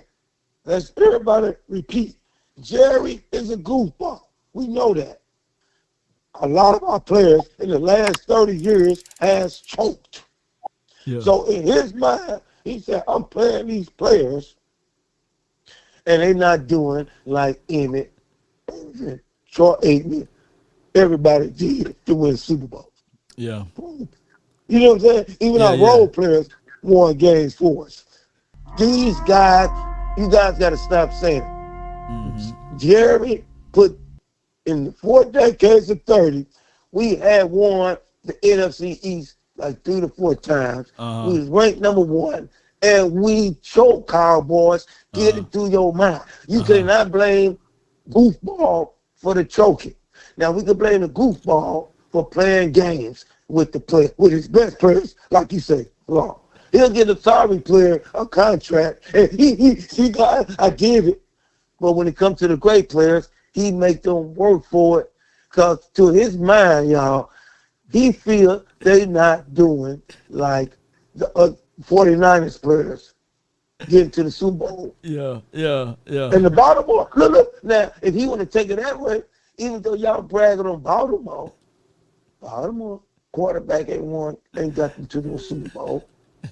How they lost? And the Baltimore quarterback or the Buffalo quarterback got that team to the Super Bowl? No. Y'all talking about some NFC damn championship. Nigga, we here to win the Super Bowl. Bro, what we here to do? Super Bowl and Bucks. Fuck some goddamn NFC championship. Let's go to the Super Bowl and win. That's why we can't talk about, even though the Philadelphia quarterback, he got people to help him, but you got to give him credit. He got there and won the goddamn Super Bowl. So we can't talk right now. He got the ups on us, the Philly quarterback. Even though he's not better than that, but he has the up. He got a Super Bowl. No doubt, Mark. You see what I'm saying, Mark? No doubt, no doubt, man. Come on, man. But all I want to say, Cowboy Nation, stop worrying about goofball. That's his name. You might as well get a clown outfit, put it on Jerry. He gonna clown you for y'all money, and he gonna clown y'all to make y'all hate people. Don't do that, man. It is what it is. I'm just waiting for the season. And then I can judge. Right now, I'm waiting for the season. That's it. I'm out. All right, man. Like I said, appreciate you, man. If we go 0-17, I'm still going to be here. I know a lot of y'all going to quit. Right. But So you ain't going to quit. I'm going to do it. I'm going to endure to the end. How about them Cowboys? Let's go. Let's go, man. Nation. Salute. Let's go, man.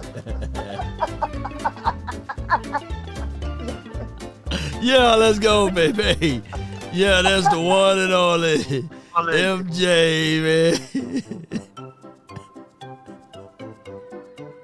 I'm more confused than I ever been before in my life, man.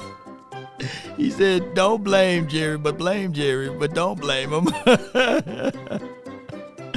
Oh my gosh, man. I'm confused. Shit.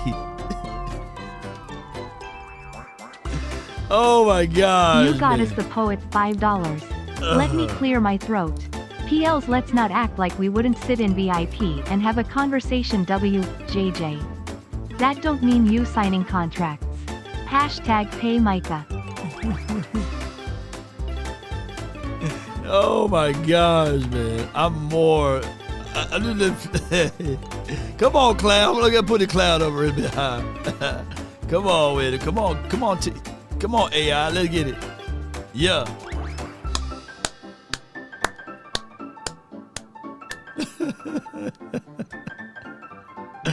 Oh my gosh, man. Run that playback. Run that back one more time. Classicals. Turn it up a little bit.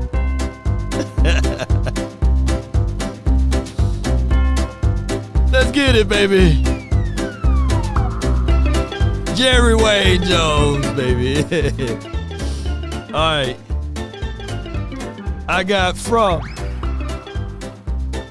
the 201 100 grand, man. What's good with you, man? Respects to Marv, man, but you need to be quiet, bro. You need to be quiet. How can you praise the Eagles? Oh man, look what he got around him, but Jalen Hurts still did it. But say Dak Prescott and the Cowboys suck, but our front office don't do what the Eagles do. When you talk, please make sense. Please make sense. Yeah. You're not making sense. The Eagles, they go out and get good players, get talent around their guys. But you want to say Jalen Hurts got the upper hand. Jalen Hurts, man, he did what he did, man. He held it down. No, they got better players. Dak Prescott got to make it work with duct tape and glue. And you want to say our players choke when we don't have the talent. You can't do that, man. When you talk, please talk with. Please, and Marv, you my guy, but bro, talk with wisdom, my guy. Talk with wisdom. You're not talking with wisdom right now. You just talking because you mad at the fans because they feel a certain way. So you're like, man, fans, please stop doing this, doing that. But you're not bringing in proper context. You're not when you're talking. And that's not just with Marv. That's with some content creators and all that. They talk the same way. If I give, come on, man, make it make sense. How can you say, yo, they choke, but they ain't got linebackers one year. They choke, but they getting 2-3 yards. How does that work? How does that work? When you got the Eagles out here getting A.J. Brown, getting guys, and we going to Walmart getting wide receivers, and you expecting them to work, and then when it don't work, oh, the Cowboys choked. We just went to Walmart today. We just went to Walmart that they ain't got a guy. Sack and save. And you expect for him to come Walmart in here. is premium. Walmart is premium work, man. Okay, my bad. Sack and save. Bad. Yeah. We just went to the Dollar Tree. Yeah. Save a lot. The man haven't played in 3 years, man. Haven't played in 3 years. 3 years. And he gonna go out there, and Marv gonna expect him to win. And then when he don't win, oh, the Cowboys choked. We got a man from Save-A-Lot. And you want to talk about the Cowboys choke. Dak Prescott, man, I don't know. We need to move on from him. When he doing everything he could do, but the defense giving up 40, 50 points because we got Save-A-Lot corner out there. Him and Booth. And you want to talk about how Dak Prescott's a choker. Dak Prescott. Prime time, boo. Prime time. You gotta give him his. He's prime time, dog. Lord, even the garbage can catch a steak, right? Come on, man. Your ass. Oh my God.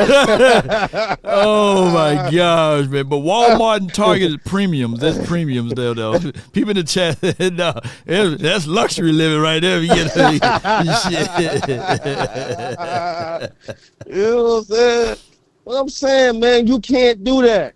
You can't trash our team saying, man, you know, we chokers, but then praise Philly and they got the Avengers over there. You can't do that. You can't make that comparison. You can't.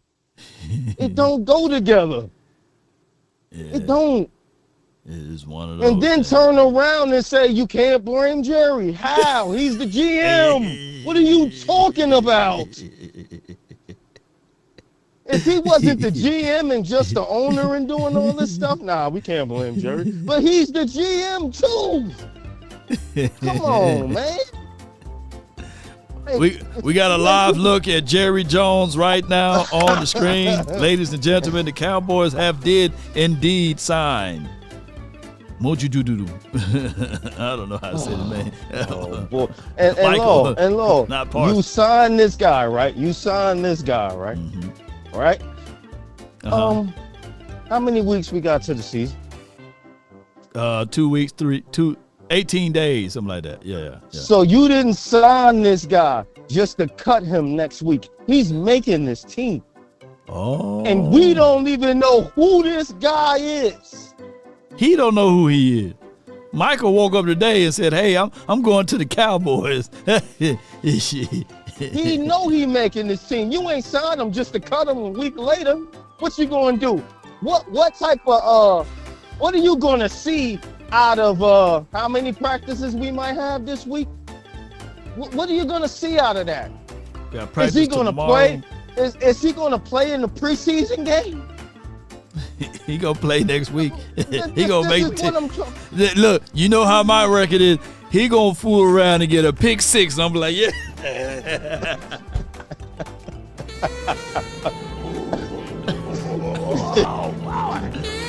Oh shit! He don't even know the system. He don't know anything. He's gonna make this team, and this is what Dak Prescott has to overcome. Man, this is what I'm talking about, man. We gonna start singing "We Shall Overcome" in a few, man. And if he don't, look, Dak Prescott can. You know, Joe Burrows. When Joe Burrow, they put up all them points, but the defense was giving up all them points. Right. If that happens this year, and we lose, they gonna blame Dak. Oh yeah. Dak Prescott, you should be able to overcome. They not gonna say, well, man, the defense. Marv gonna say, well, we choked, man. Dak Prescott should have did better. CeeDee Lamb, we had Pickens.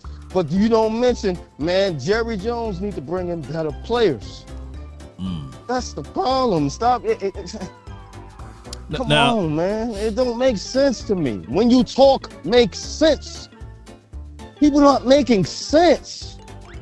Makes sense. Just like when you say Mazi this, Mazi that, and a lot of times they're not even running at the man. What are you talking about? Before I let the next caller on, I got a rebuttal from Sean D. He says, here's context though. Jerry don't handle the contracts. Steven does. Jerry told you he talked to the players, not the reps. Say that one more time. Say that one more time and say it slow. Say that one more time and say it slow. All right. He said, here's the context. You know, you gotta speak with context. You know what I'm saying? He said, Jerry don't handle the contracts. Steven does. Okay. He don't talk to the reps. He talked to the players in so many ways. Okay. Right. He don't talk to the rep. He talked to the players. Yeah, he talked to the players and them. Yeah. Jerry Jones don't handle the contracts. But what you have failed to hear with your ears, Jerry Jones said the big contracts, that's what he do. The contract that we just gave the tight end, he don't care about that. That's not his wheelhouse. He don't care about that. The big contracts, the CeeDee Lambs, the Dak Prescotts, those contracts that's going to make him the money that he can do those players like that to get the clicks, those are the contracts he handled. He also said that out his mouth. That contract he did with the tight end, with the tight end, he can't do his contract like that and then get the pub that a CeeDee Lamb or Dak Prescott or Michael Parsons again. That's why he don't handle those contracts. I see where your angle. That's why he don't handle those. He only handle the big contracts, the contracts that can set the market highest paid. Those are the contracts Jerry Jones handled. And that's what he said. Don't believe me? Go research it. Go research it. He said it. Hey, we'll find out, man. But I know that aspect. Everything is for clicks and views, man, for Jerry Jones. But But that in turn hurts the team, Marv. What are you talking about? That don't hurt the team. If Michael Parsons goes out there and he gets hurt, you gonna blame Micah, or you gonna say Jerry Jones is your fault because Michael Parsons didn't have a preseason? We all talk about CeeDee Lamb, how he ain't have a preseason. Why? Why didn't he have a preseason? Okay, I'll wait, Marv. You know what I'm saying? Dak Prescott. You know why Dak Prescott went out there and played? Because he's the quarterback. They can't hit him. So he can go out there and do the preseason because he's fine. He can't get hit. Y'all need to think with y'all minds. Y'all not using y'all head. Y'all not using y'all brain. The thing that's between your ears. Like, come on, man. Maybe it's the Aquarius in me. Maybe that's what it is. Maybe it's because y'all not Aquarius. Maybe that's what it is.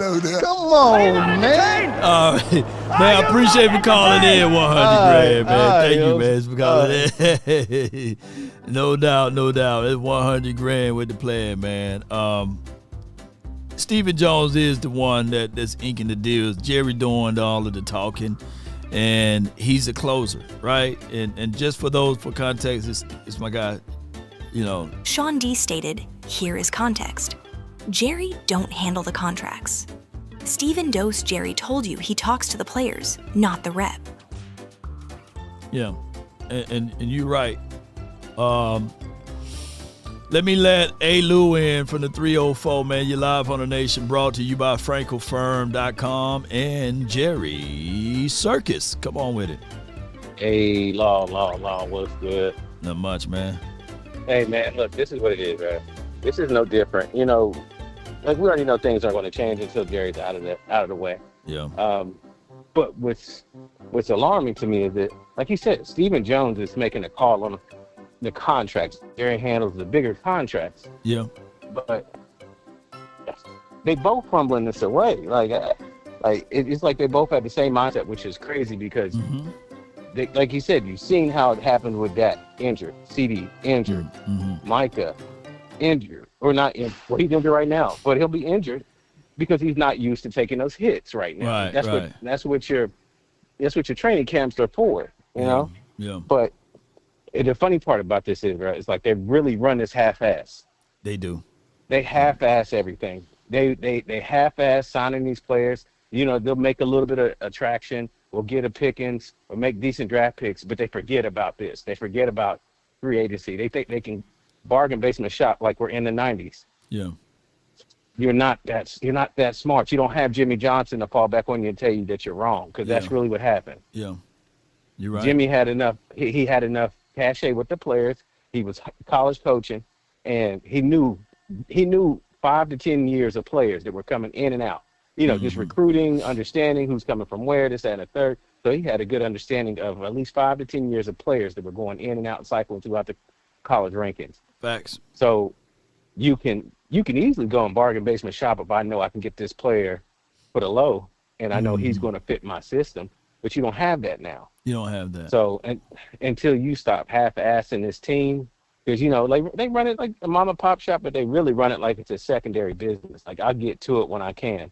and if I don't, we'll figure it out. Yep. Like, or these things will happen via osmosis, and then whoever, and then you get the mixture of both. You get to drag this out through the media, and then you still get the highest paid player for that particular position, right?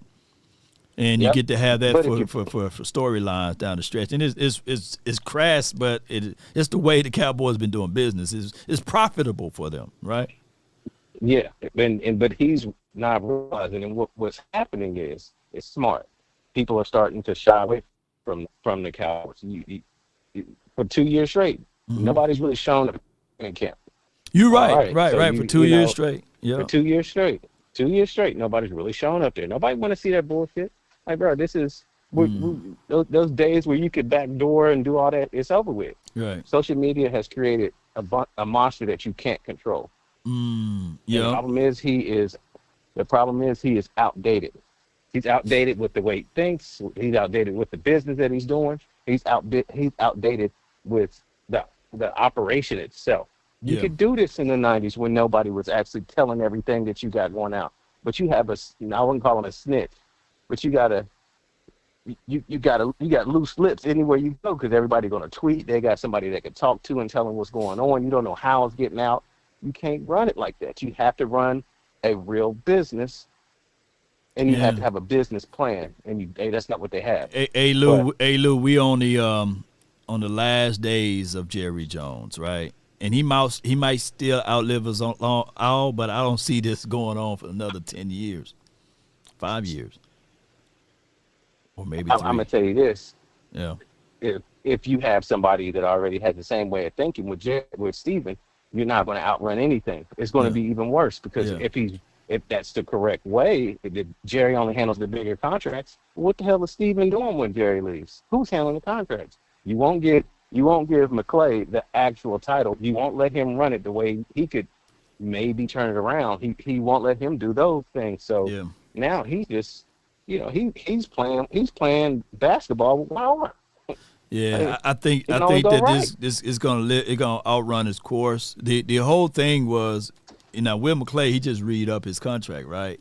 And he was originally was going to leave when his son graduated. I guess his son is going to get a job somewhere locally here in Dallas, go into college somewhere locally. Maybe go to SMU or down in Austin and Texas or something. But all I can say is that we are living in these particular times with Jerry, and it's rough as fans because we just want to win games. Jerry want to win money. You know what I'm saying? So that's two different oil and water type of thing. Is, if he understood it, if he really understood it, it's not about headlines. If you win, period, that's enough headlines.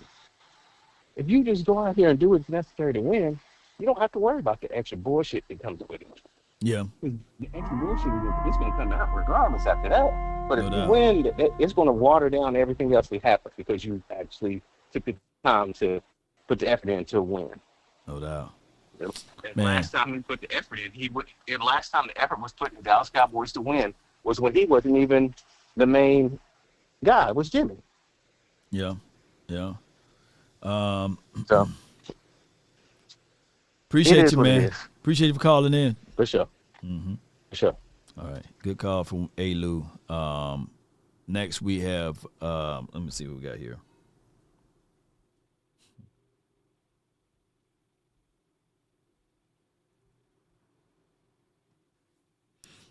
Okay. Somebody had got me this right here, and we're gonna update this before we let the next caller on. Shout out to you, JB, man. Thank you so much for your Cash App support right there, man. I really appreciate it. Before we let the next caller on, we got some more details of the reason why they picked up said player. We got a super chat. Appreciate you too for the Sidney Jones, $5. Cowboys are good enough to make the playoffs, but after that the level of play and coaching elevates. Any given Sunday only gets you so far. Yeah, it does. And that's the hardest part. There's no one that can refute the fact that we technically can accumulate talent well, right? That's not the issue. And what we try to do is we try to say, okay, well, we got to look for fault. We got to find out what's the reason why we haven't won. And then we try to get it to a point where it's, okay, it's Prescott's fault. And then that's only on the offense. No one else's fault. It's just Dak Prescott's fault on offense. And then on defense, it's Parsons' fault. Like, he's the new Prescott of the defense. So I got some updated information from Jess Navarez. Appreciate her. Let the AI speak. Pull AI Tisha, go to Twitter, pull what Jess Navarez said on her recent tweet and read it out to us, okay? And let me know when you're ready. Talking to multiple sources that worked with CB Michael Ojemudia this UFL season tells me that Ojemudia worked with Matt Eberflus during his time in Chicago, so there will be some familiarity there. One source described Ojemudia as a physical player and a producer, adding that his height, length, speed, and athleticism is what the Pete Carroll and Bill Belichick trees are always searching for. Another source said he has great instincts and athletic ability that will be a good fit for the Cowboys. Ojemudia wasn't the starting CB throughout the season because of a stacked roster, but never complained or changed his work ethic. He stepped up for the DC Defenders in the playoffs, and it was noticed by the coaching staff. Both sources made it clear that they think Ojemudia belonged on an NFL roster. So basically he was in the G League and he performed pretty well, and now he's going back to the pros, so in the National Football League. So we wasn't looking for Michael. We were looking for the Cowboy to sign Micah. You know what I'm saying? But at the end of the day, Cowboy Nation, we will see, man, where this team will rock out from here. I got Coach Marv, and then I have 214, hold tight. That's Howell the third, hold tight for me. But from the 803, you're live on the Nation. Talk to me. What's going on, Lo? How you doing, brother? Man, I'm doing great, Coach. Man, I can't complain. Hey, man. Hey, it's a crazy thing. Just got a couple of points, man. Mm-hmm. One, I want to say, it's crazy that the Joneses and the Cowboys, with the greatest the Cowboys are, it's almost like, do you need to put a spotlight on the sun? Do the sun need a spotlight? Do you really need to advertise the Dallas Cowboys to get stories? Just being the Cowboys are going to give you stories every day. Right. So that's one of the craziest things when you try to put a spotlight on the sun. Second thing is, it's crazy. You would think if we win that would just be enough publicity. But, Law, I've been in this YouTube thing for just a couple of months. Right. And you could tell everybody in there when we lose, oh, that's great for business. Oh, yeah. Our ratings go sky high. I mean, everybody is, when we got some controversy and if we fall on our face, yeah, man, we get subscribers. It goes through the roof. Go through the roof. If we win 6 games in a row, we get some, but it ain't nowhere close to what it would be if we got a controversial or we have failure. Yeah. People love to throw eggs at us, man. Accident sale. Yeah. Accident sale, good accomplishments don't. Well, he did mention soap opera, right? And there's a reason why. Soap opera. Coach, there's a reason why Desperate Housewives and Housewives of New York and Housewives of Texas, whatever it may be, there's a reason why those shows do great numbers, man. Right, and it's not only it's a reality TV show. Yep. It's almost because people think they don't understand that what is reality TV. People think reality TV is not scripted. This thing with a lot of this stuff is well planned and well thought out of how it's going to be presented, how it was going to be. And this ain't the Joneses. You got somebody behind the scene that is a mastermind in promoting controversy, and they just push it to them for them to do it. They know what the story to put out, what to leak, what to put out here. It is a corporate type thing to keep all things going. right? Yep. And people fail to realize now we got Netflix thing moving, right? People fail to realize we got a new coach, we got a new defensive coordinator, a rookie coach at that, and then they bring in Hard Knocks in the building, right? So people fail to realize and you got Hard Knocks, it never stopped. Yeah. And you got a movie by Tom Landry coming out on Stars. On Stars, oh Lord. So So this is what I'm saying. Now I'm going to tell you about contracts. Okay. Everybody should understand this.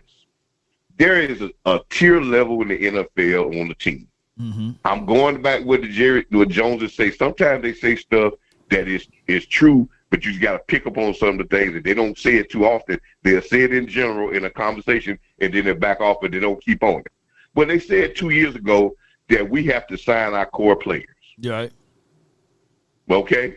That was the excuse that said we weren't going to do a lot of other stuff, but we need to sign our core players. That's the truth. Yeah. Because every team has a core players. Those core players, you're going to set a market with them. There's a certain market that you're not going to even play around. You just need to get into negotiations and get a deal done because they're your core players. Do you have a second tier? Our core players is Michael Parsons, Dak Prescott, CeeDee Lamb, Tyler Smith, was Diggs, but Diggs is at the end. It may be Bland. You may sign somebody else. Somebody else might move in, but that's, and now Osa's in that. That's your core players. Okay. Then you go down to the second level. That's your steel contract, even though we think we signed him, but that's still a good contract. That contract is not horrible. Then you got in the tight end contract. That's not horrible either. It ain't number $7 million a year, basically, if you look at it. That's not horrible. Then everybody else is negotiable. You can play hardball with them, and you are playing your coaches to replenish and get better, but your core got to be signed. Every other team get their core people done, and then they go through that same philosophy. Right. The reason why? Because you want your core players to feel comfortable and feel like they are the core so they can be the tone setters of your team. Right. Now, if you want to put pressure on them, coach them hard. Talk trash about them in the media about their play. But when it comes to being comfortable and saying that we want you here, we got you on the contract. We didn't give you a whole lot of stuff back. Yeah. Then we can motivate you other ways. But we pimp backwards. We try to motivate by making them drag out. And then what does that tell the rest of your football team when they say, if I do well, I'm going to get rewarded? What that tells the Turpins. The Turpins don't care enough about doing well. He said Michael Parsons can't get rewarded. You think I'm going to get rewarded?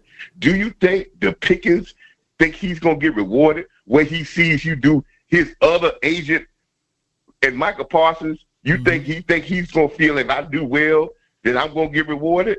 As soon as things get messed up, he's going to go for self-preservation because he knows he's got to get it from someplace else. You're right, man. You're right on the money, Coach, man. I appreciate you for calling in, man. That was good stuff, You set the tone of where you can't have leaders on this team because you don't treat the top people the way you should. And it's not even give them anything they want, but you get the deal done. That don't mean you give anything you want, but you get the deal done, and you move on with your core players, and you let everybody else know there's a tier system, and they don't have to fight for it because they're part of the core. No doubt, man. Coach, you're right on the money, man. Let people know where they can find and follow you and support you on your journey as this content creator. Hey, man, I'm on I got my YouTube channel is Coach Marv Real Talk, man. Right. Yeah, come out and subscribe, man. I need another 50 or 60 subscribers to get to that first milestone of monetization and check out my playlist, man. Lord, I got 42 videos out there, man. I done did this 42 times out there, man. So it's a wide range of stuff on Twitter, because Coach Marv 1914, man, as well as Coach Marv on Facebook, man. But 42 videos, 42 videos that range from a whole lot of different topics. And guarantee if you watch those videos, you're going to learn something about football that they don't talk about in the media. But those conversations be behind closed doors that coaches talk about to make winning teams. No doubt, man. I appreciate you, Coach Marv. You have a fantastic day, man. That's Coach Marv. Put your hands together for Coach Marv, man.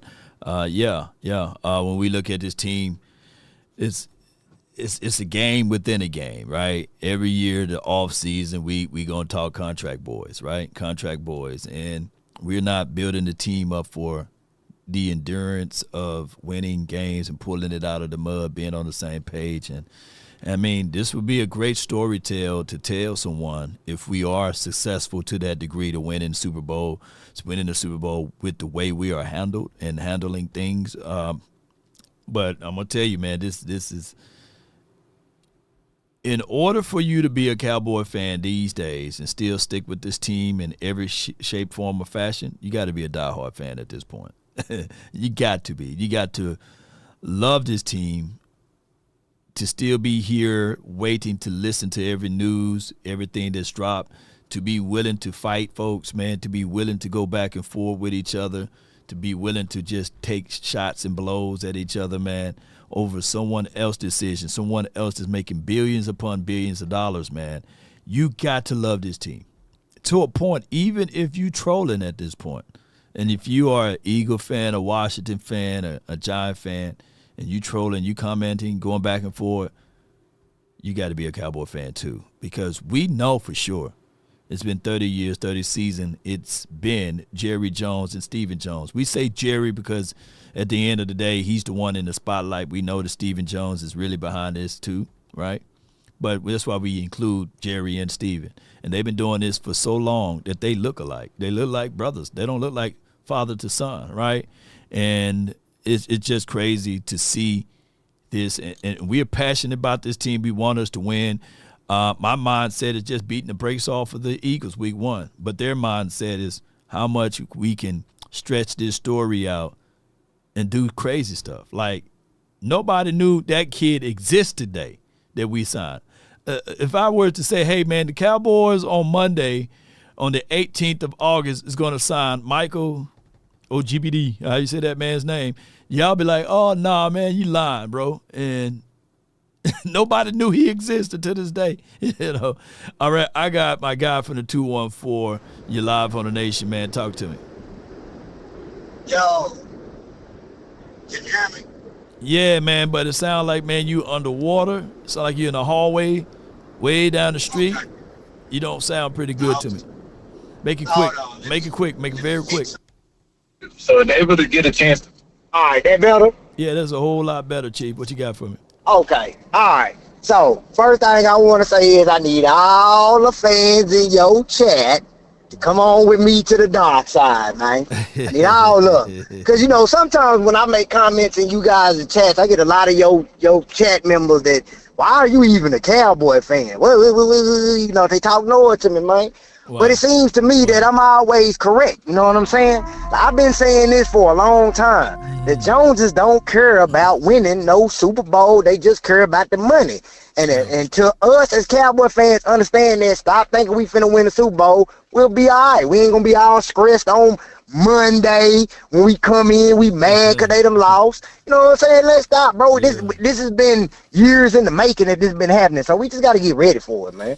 Yeah. I mean, I grew up, man, just wanting to see my team on the TV, right? I'm from Mississippi. For sure. And win, lose, or draw, man, even if I had to take the antenna and just move, because I didn't have cable way out there in the country, and we had this antenna that I could just move and see a little static of my team.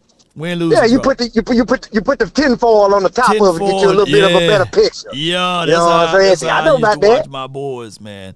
And, I know about that. And now I'm super in tune with the Cowboys. I'm living the life of any super Cowboy fan. But it hurts me to know that what Jerry said, just step down, man.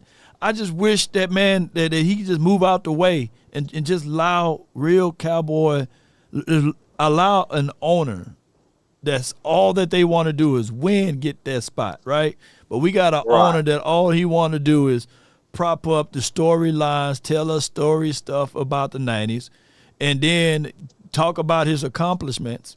But he can't tell you one accomplishment that he had in the last 5 years, 10 without years, Jimmy. 15 years, 20 years, 30 years. He can't name none of the accomplishments. You can hold up your hand and talk about the last two quarterbacks that played with the silver and blue and the star on the side of the helmet and your hand will have more playoff wins, right? You know, if you hold up your hand, you got more playoff wins than these two guys that can count, right?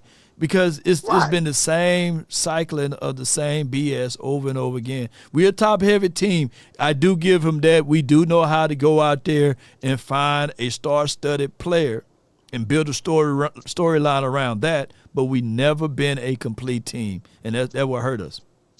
But look, it's like this is accomplishment that he can stand on. I fill that stadium up every year. Y'all buying them $10, $12 beers off of me every year, and my merch is selling out the yin yang. That's his accomplishment. Again, it go back to what I'm saying. It's all about the money. It ain't about winning. But what he don't understand is the Cowboy fans are so thirsty for a Super Bowl that if you do win, you gonna double your money tenfold. Oh yeah, we do win. That's how thirsty we are. If you win a Super Bowl, you know how nuts Cowboy fans gonna go off with merch and everything that you can sell us. We gonna buy if you win one Super Bowl, and you can ride on that Super Bowl for another 30 years. Yeah, I mean, that's all you gotta do. But he doesn't care. That Super Bowl high lasts a long time. We still talking about it lasts a long time. You see three of them got us 30 years. So one of them gonna get you at least 10. Yeah. But we need to pick up the paces, man, and pick up the pieces because it's nothing we gonna be able to do. Jerry gonna run this thing how he gonna run it, and when he dead and gone, Steven gonna run it how he run it. There's nothing we can say. Right. There's no amount of nothing we can do. We cannot fill that stadium. You know what they gonna do? They gonna take the Dallas Cowboys out of Dallas and put them y'all don't want to be loyal? All right, we'll put them in San Antonio. Yeah, there's nothing we can do. Now, that will not happen. But I feel what you're saying, man. What else you got? You think not? I think not. You know, I just want to ask you one question before I go. Do you think a lot of this is because maybe Jerry and Steve and them are cash poor? Far as I don't know. I don't have access. I think a lot of their businesses they ain't hitting on, and that's the reason why they kind of finessing the cap and all that, because I think they kind of cash poor. I just want to know from my OG perspective what he think. Well, he probably used the Bohemian Grove ritual, right, to spend a lot of money to keep himself alive, and then he couldn't tell everybody about it, you know, because for him to fight and beat cancer in 2010, you would think that he would have used that as a storyline before that time frame, right? And I do know that these SA allegations that he got, which he got to appear in court, I believe, sometime at the end of this month or the beginning of next month, they're going to have to start that trial over again.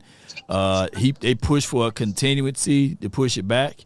And from what the details that we know, that they got him on tape forcing himself on a lady.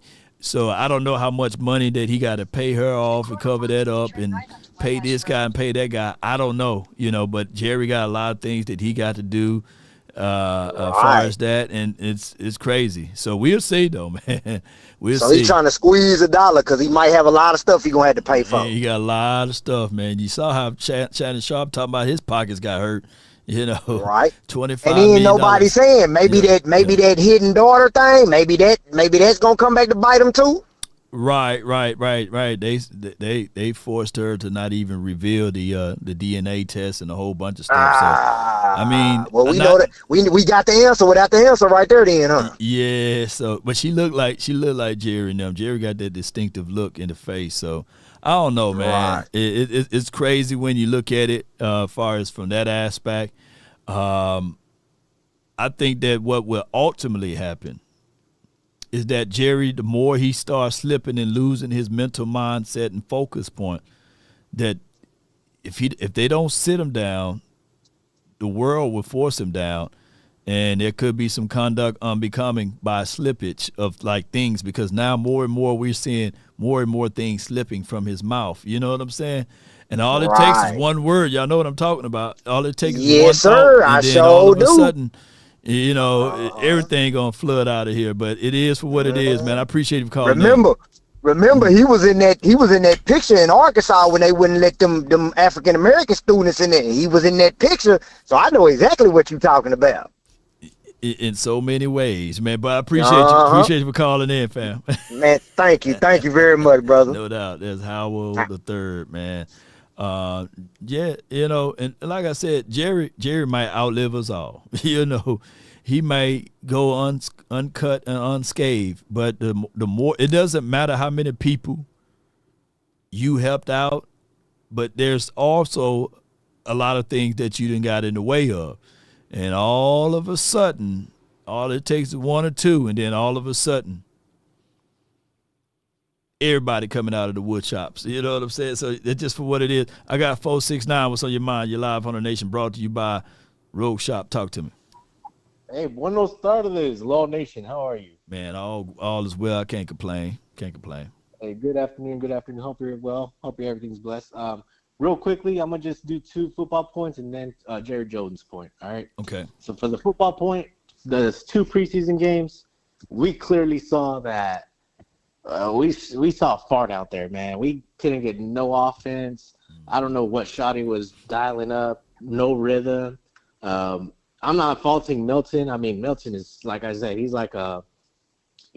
He has a lot of development, but that doesn't take away his arm strength.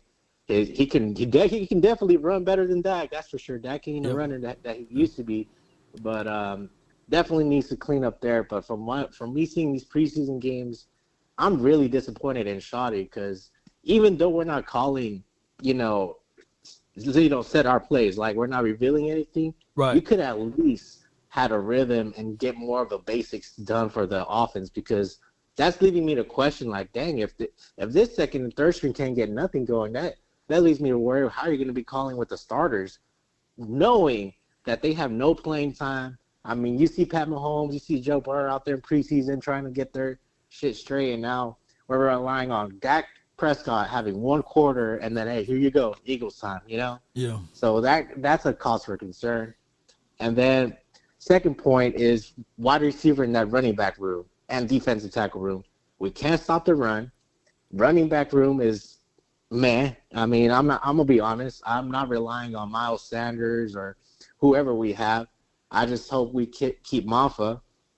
And then for the wide receiver room, my point. I think Holden's gonna be a casualty in this roster, and some others. I think we're just gonna keep 5.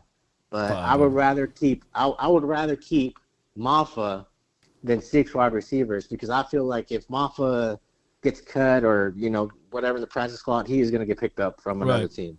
I'm guaranteeing that right now. So I just feel like the most important thing is for this offense to work. I think this offense has to be balanced in that run and pass game. We know Dak can pass, especially with his new weapons, Pickens and CD out there. Turpin, you don't want to be one-on-one with neither of those guys. Turpin with his speed, Pickens with he'll just maul you over the air, and CD, he's just tactical with it. He knows his spots and he knows his position. But last thing, the Law, is I hear everybody talking about Jerry this, Jerry that, which is all facts. I mean, I told you how I feel about that old man. Mm-hmm. My theme song for Jerry, that Frank Sinatra song, My Way. Mm-hmm. Mine is near.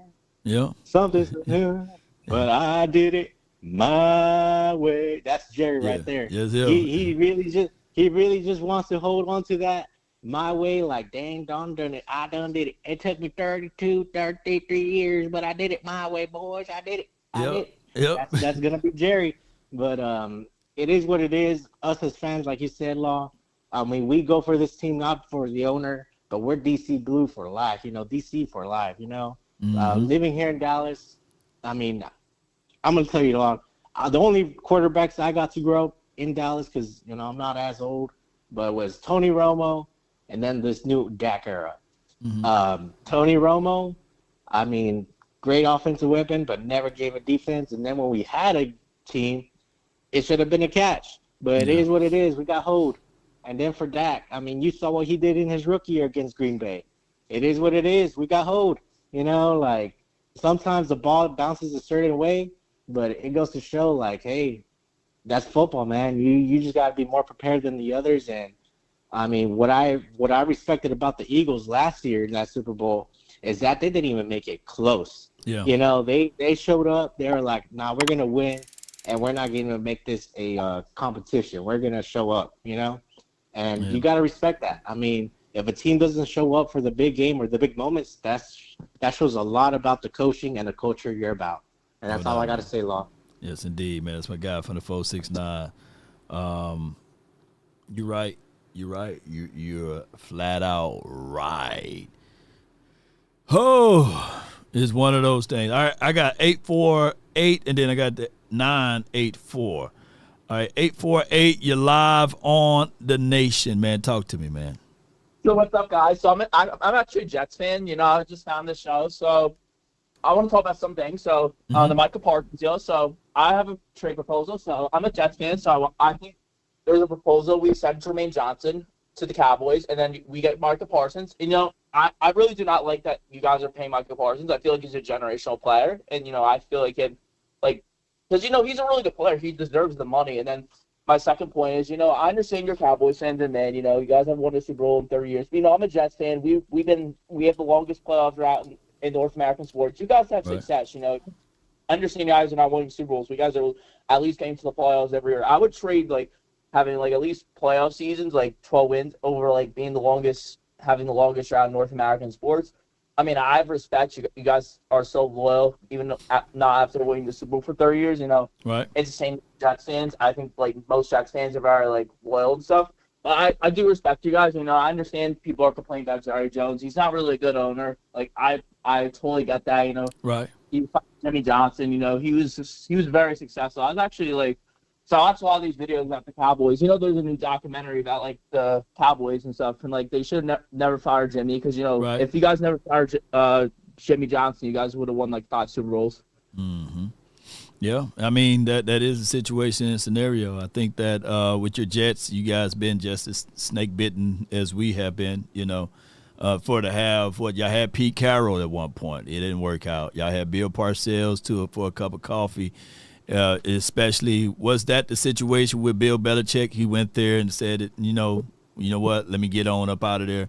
I think y'all had Bill Belichick at one point too. So I don't know, man. Because Woody Johnson's, he's honestly one of the worst owners. Worst owners. Even worse than Jerry Jones. He's worse than Jerry. Yeah, and that's. I think we have a way worse owner than you guys. Because I mean, remember the son was literally trying to run the team. There was reports he was trying to trade players because their Madden rating was I was never seen anything like that. And his son was playing a shadow GM at 17 years old. It was crazy. Yeah. Man, but all I can say is, man, give me Quentin Williams, give me Sauce Gardner, and some future first picks. You know, I probably think about something like that, but no, I'd rather keep Parsons here. I think Jermaine is the better deal. I think Jermaine Johnson's good. He's a good player. He's just he came off of the ACL, so. But I don't know. I don't know if it's realistic though to get Micah because he wants a lot of money, and we paid we already paid Sauce Gardner $30 million extension, and then we paid Garrett Wilson a $30 million extension. So I don't know if it makes sense from both parties. Man, I appreciate you calling in, fam. Sounds good. Thank you. Go Cowboys. You know what I'm saying? Yeah, they've been through it over there in Jets land. From Zach Wilson. I remember, I'm old enough to remember people were saying, Zach Wilson, he's going to be better than Dak Prescott. Remember Sam Darnold? He was there too. I think, they beat us with Sam Darnold when he was there. Who else they had? Chad Pennington, the most accurate quarterback of all time, but he couldn't hit. He couldn't throw the ball from me to you, from me to this camera. That's how weak his arm was, It was crazy. Last but not least, I got Rico from the 984. You're live on the Nation, man. Talk to me, man. Rico. What's going on, Law? Not much, man. What you got for me? Can you hear me, Law? I can hear you, man. You a little muffled a little bit, though. You muffled a little bit. Hold on. Let me help you out there. I want to make sure you can hear me. Yeah. Hello? All right. We here. Can you hear me now? Yeah, I can hear you now, bro. Can you hear me? Yeah, I can hear you. Okay. No, I was just calling. That guy who's talking about cash poor. He made a good point there. I don't think Jerry's cash poor, but I think Steven and the kids are cash poor. And what I'm trying to get to is, I think Jerry wants to win his way, and he's been stuck in that. What people don't realize is Jerry still hung up and still hurt and hung up on that Jimmy Johnson stuff. Why do you think it took him too long to put him in the ring on? Yeah. He still hung on that. Him and Jimmy, look, I'm telling you, he still hurt about that. It's like a woman that's been scorned, he hurt by that. Because Jimmy said some mean things and belittled him back in the day. We know all of that. But he's still holding on to that. That's why he did them yes man coaches. You see what I'm saying? Now, with the cheapness, think about Stephen Jones. Now, Stephen is the one who's doing a lot of these cheap contracts. I think it's all of them. Now, he knows he has to pay Micah, TD, Dak, all the top tier players. He knows he has to, but he tried his best to still wear anyone down. Because think about it. I'm looking at this kind of like the Lakers with the Bus family. So when Jerry passed away, he got a lot of siblings and stuff. He got to break that up between, don't he? I have no clue, man. All I can say is that Jerry has been Jerrying, and Steven, he may not have as much of a spotlight. Go ahead. No, but what I'm trying to say is something happened to Jerry. You got to realize that got break that revenue up between Steven, Jerry Jr., Sean. You see what I'm saying? That part, that part, we definitely don't know how they're gonna break that up. Yeah.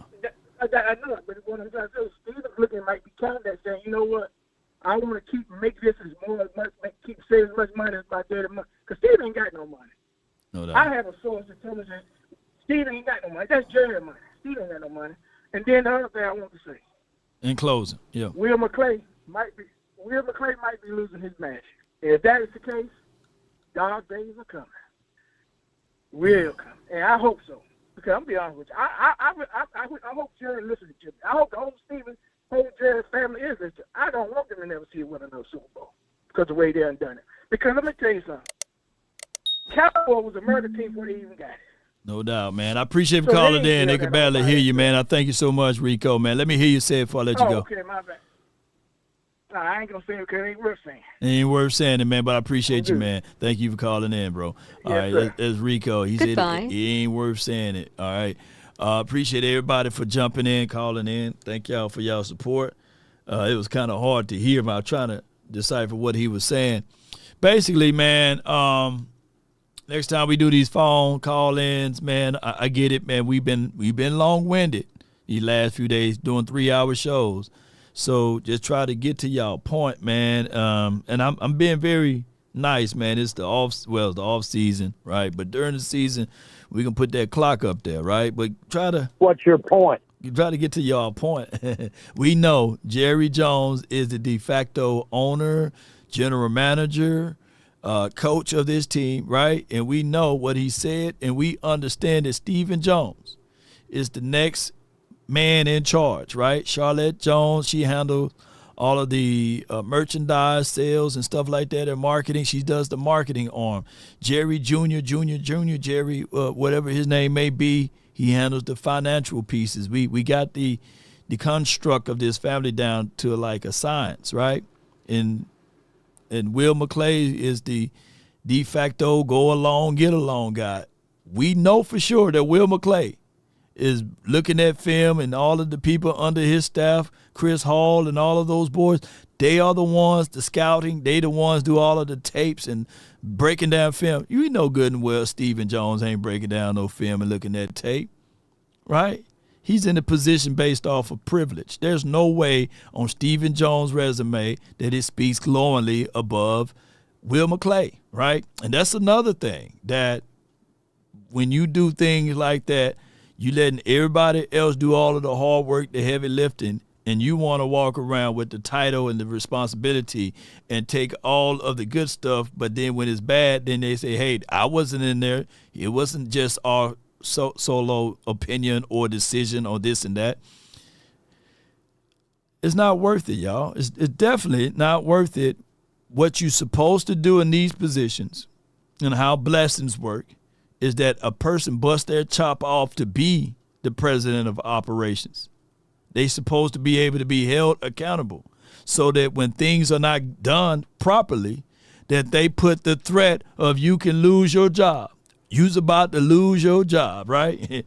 And the Cowboys operate out of comfort, and it's a family. This is the biggest mom and pop business. And then mom and pop business, they do work well when everything else is moving. But the problem is with mom and pop business is that they disregard people that's qualified for those roles, right? There's somebody right now that's working for a mom and pop company, right? And they got all of the credentials, right? They got all of the validations to be able to have that position. But when you work for a mom and pop organization, Lil Junior, Lil Pookie and Ray Ray, that's under the family tree, they going to get that spot and that role over you, regardless of how much credentials you have.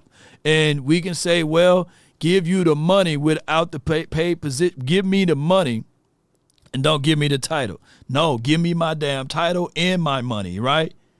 And when you don't have that, 9 times out of 10, you become an organization like this. Whereas you see some success, but you will not be able to keep up with those who's really supposed to be there, right? And that's where we at right now, Cowboy Nation. We got a mom and pop business that's been ran.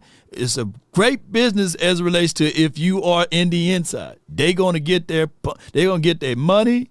They're going to get the results as it relates to that paycheck. But did they earn that check? If they F up, will they get fired? They got an ultimate. They got an ultimate parachute.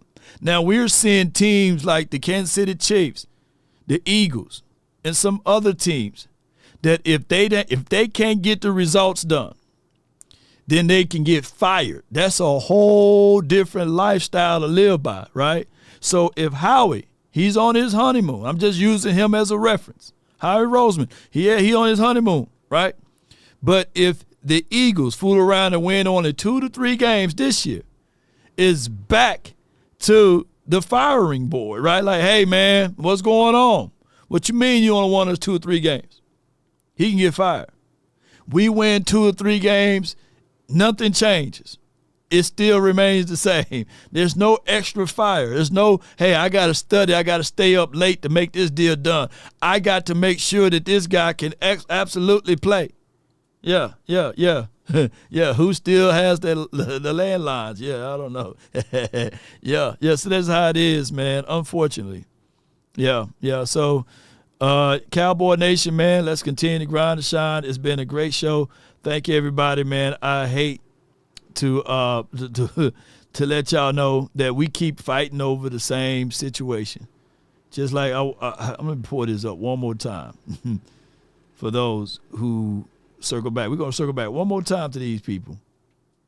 So I want to give them their flowers for pointing this out. Yeah, they're pointing this out. Yep. Here you go. Dude, fucking Gavin Newsom has been killing me with this fucking troll. Second to 12-5 season. Couldn't get past the divisional round. That's what gets me. Can't even just get hot at the right time. Get the championship game 30 years. Jared made us the biggest joke. Absolutely. Yeah. Oh, here it is. All right, go ahead. Put me in, coach. Put me in, coach. Is that better? Yes. All right. He said, this coming from y'all, boy. This y'all favorite Cowboy content creator. He said, Mazi Smith has only been in Dallas for 2 seasons and is now heading to his 3rd year. Please understand he is not the problem, nor the ultimate solution. Yes, he had a rocky start, but that's completely normal for an interior one-tech defensive. Look at this stupid shit, defensive tackle. Cowboy fans, stop fighting over Mazi. Any real team with a strong GM would have paired him with the proven veteran DT to mentor him and ease his transition, instead of expecting him to instantly become an enforcer in the middle. The truth is, most defensive tackles average 1 to 3 sacks per year, and Mazi is on par with that pace. We've got to stop fighting each other and start holding the front office accountable for his poor ability to pair players properly and forecast their skill set. If you've ever read a load of shit in your life,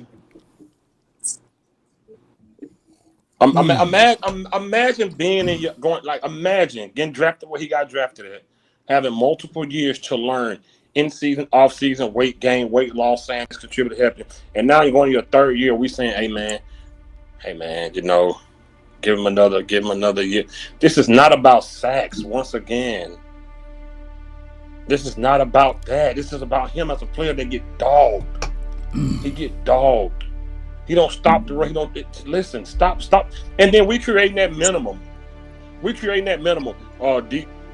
Sack one sacks. They average 1 to 3 sacks. Why we not just talking about that? We get gassed up the middle, bro. Mazi be pushed off to the side. They spin him around. That's what we talking about. The path of the righteous man is beset on all sides by the iniquities of the selfish and the tyranny of evil man. But blessed is he that comes in the name of charity and goodwill. And I'm telling you guys, bless those who curse at you. Just understand that, Cowboy Nation, as I said before, it takes 3 to 4 years for an interior guy. And I showed you guys evidence all throughout last year that they were running on the edges. Yes, we've been having issues with our defensive tackles, but I come here to tell y'all, I have no ill will to those group of young men. I hope that one day that they can overcome even the success that I have. I pray to God, Allah, Yahweh, sad, man. and all of the positivities of the energy that I can pour upon to this group of gentlemen, that they can understand that Mazi is ultimately not the problem, nor is he the solution. But if the front office was wise enough that they would add to this defensive tackle room, one tech. And at the end of the day, ladies and gentlemen, those convinced against their will is of the same opinion still. I'm not here to change your mind. I'm not here to change your thoughts. But I'm here to tell you the truth, that the front office have the inability to pair players up with veterans that's noteworthy to make a difference of an impact. You know what? The Dallas Cowboys been having an issue on stopping the run before Mazi got here. They've been having issues on stopping the run before Mazi got here. Let me say this again. They've been having issues on stopping the run before he got here. So this is not a Mazi deal. This is a team thing. And last I checked, the Cowboys in the first 2 seasons Mazi been here, it's not me campaigning for him because I'm on record saying that he need to work out with my guy Brandon Tucker. When you have Jalen Carter, Jordan Davis flying in from Philly to Dallas to work out with Brandon Tucker.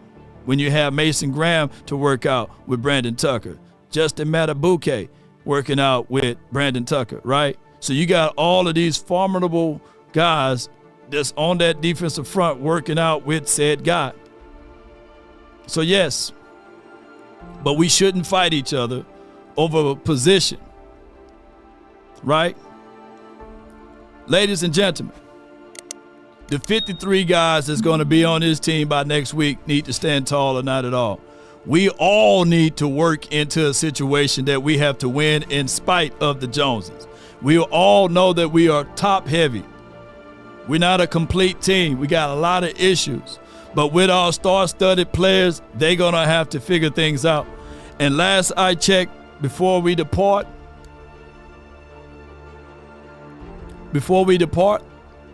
is this right here. When you're talking about front seven, your linebacker core is part of that front seven.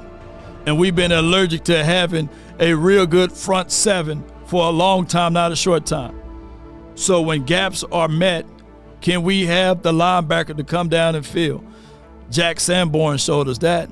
Mears Leofile showed us that. Shamar James showed us that. Now, can we repeat that when it's time for the real season to get that? Then that's another question mark, because that, my friend, is another reason why we've been allergic to stopping the run as well, Cowboy Nation. We've been allergic to having a complete team. But if there's one thing a man should always do, is mainly to himself stay true. Never allow someone to change your point of view unless what they bring makes sense to you. Never judge a man by sight alone, nor by the height he has grown. And when speaking, keep it at a moderate tone, because raised voices only turn those hearts into stone. You see, in the beginning, it was brother, I will ride with brother, roll with brother, the morals of life, live, love, and respect for another. Then there are those who will try to be smart. They would take the decent man to alter his heart, to seek to rip him apart. Those men you should never call a friend, because they bend the lies around the truth to meet their end. Cowboy Nation, I really appreciate you guys for tuning in. Be sure to hit that like button, share this content, let a friend or a neighbor know where to go when it's time to tune in to Cowboys Sports Talk and beyond. But tell me not, in mourn for numbers, life is but an empty dream, for a soul is dead that slumbers. Things are not what they seem. Life is real, life is earnest, and the grave is never its goal. Dust I are, to dust return, was never even spoken of the soul. In his broad fields of battle, bivouacs of life, be not like a dumb-driven cattle. No, no, no, no, no. But be that hero in the strife. Lives of great men all remind us we can make our lives sublime in departing. Leave behind us footprints on the mighty sands of time. What's your point? That's been my time, Jerry. Let's go, Cowboy Nation. And remember, you're listening to nothing but the best. Let's get it.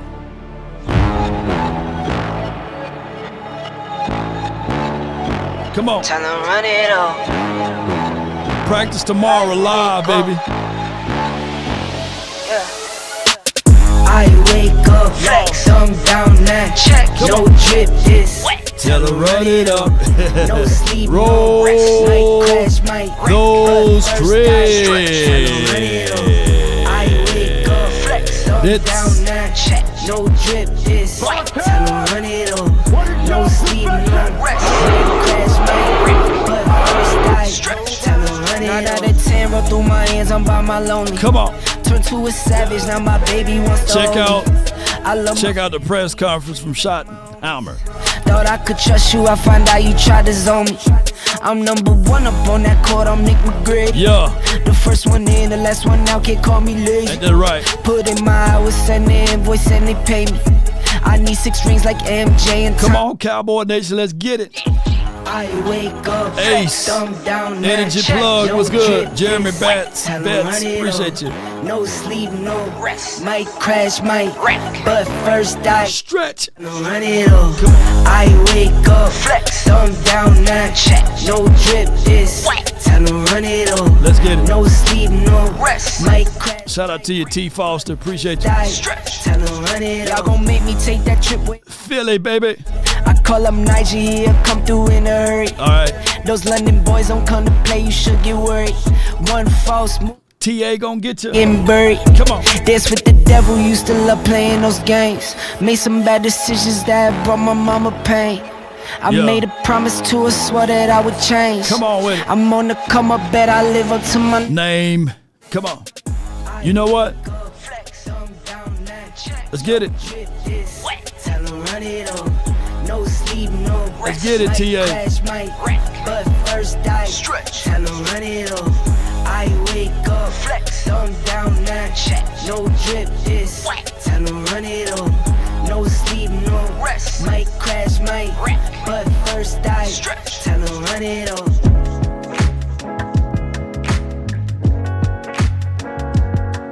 Dread it, run from it, destiny arrives all the same. And now it's here.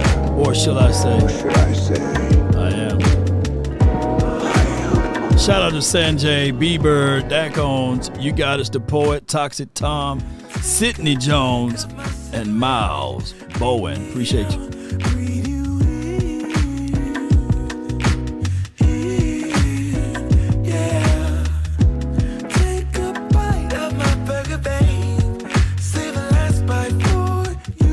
And you.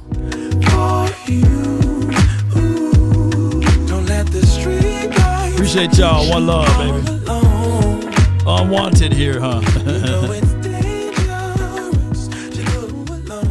Until next time, DC for life. Peace.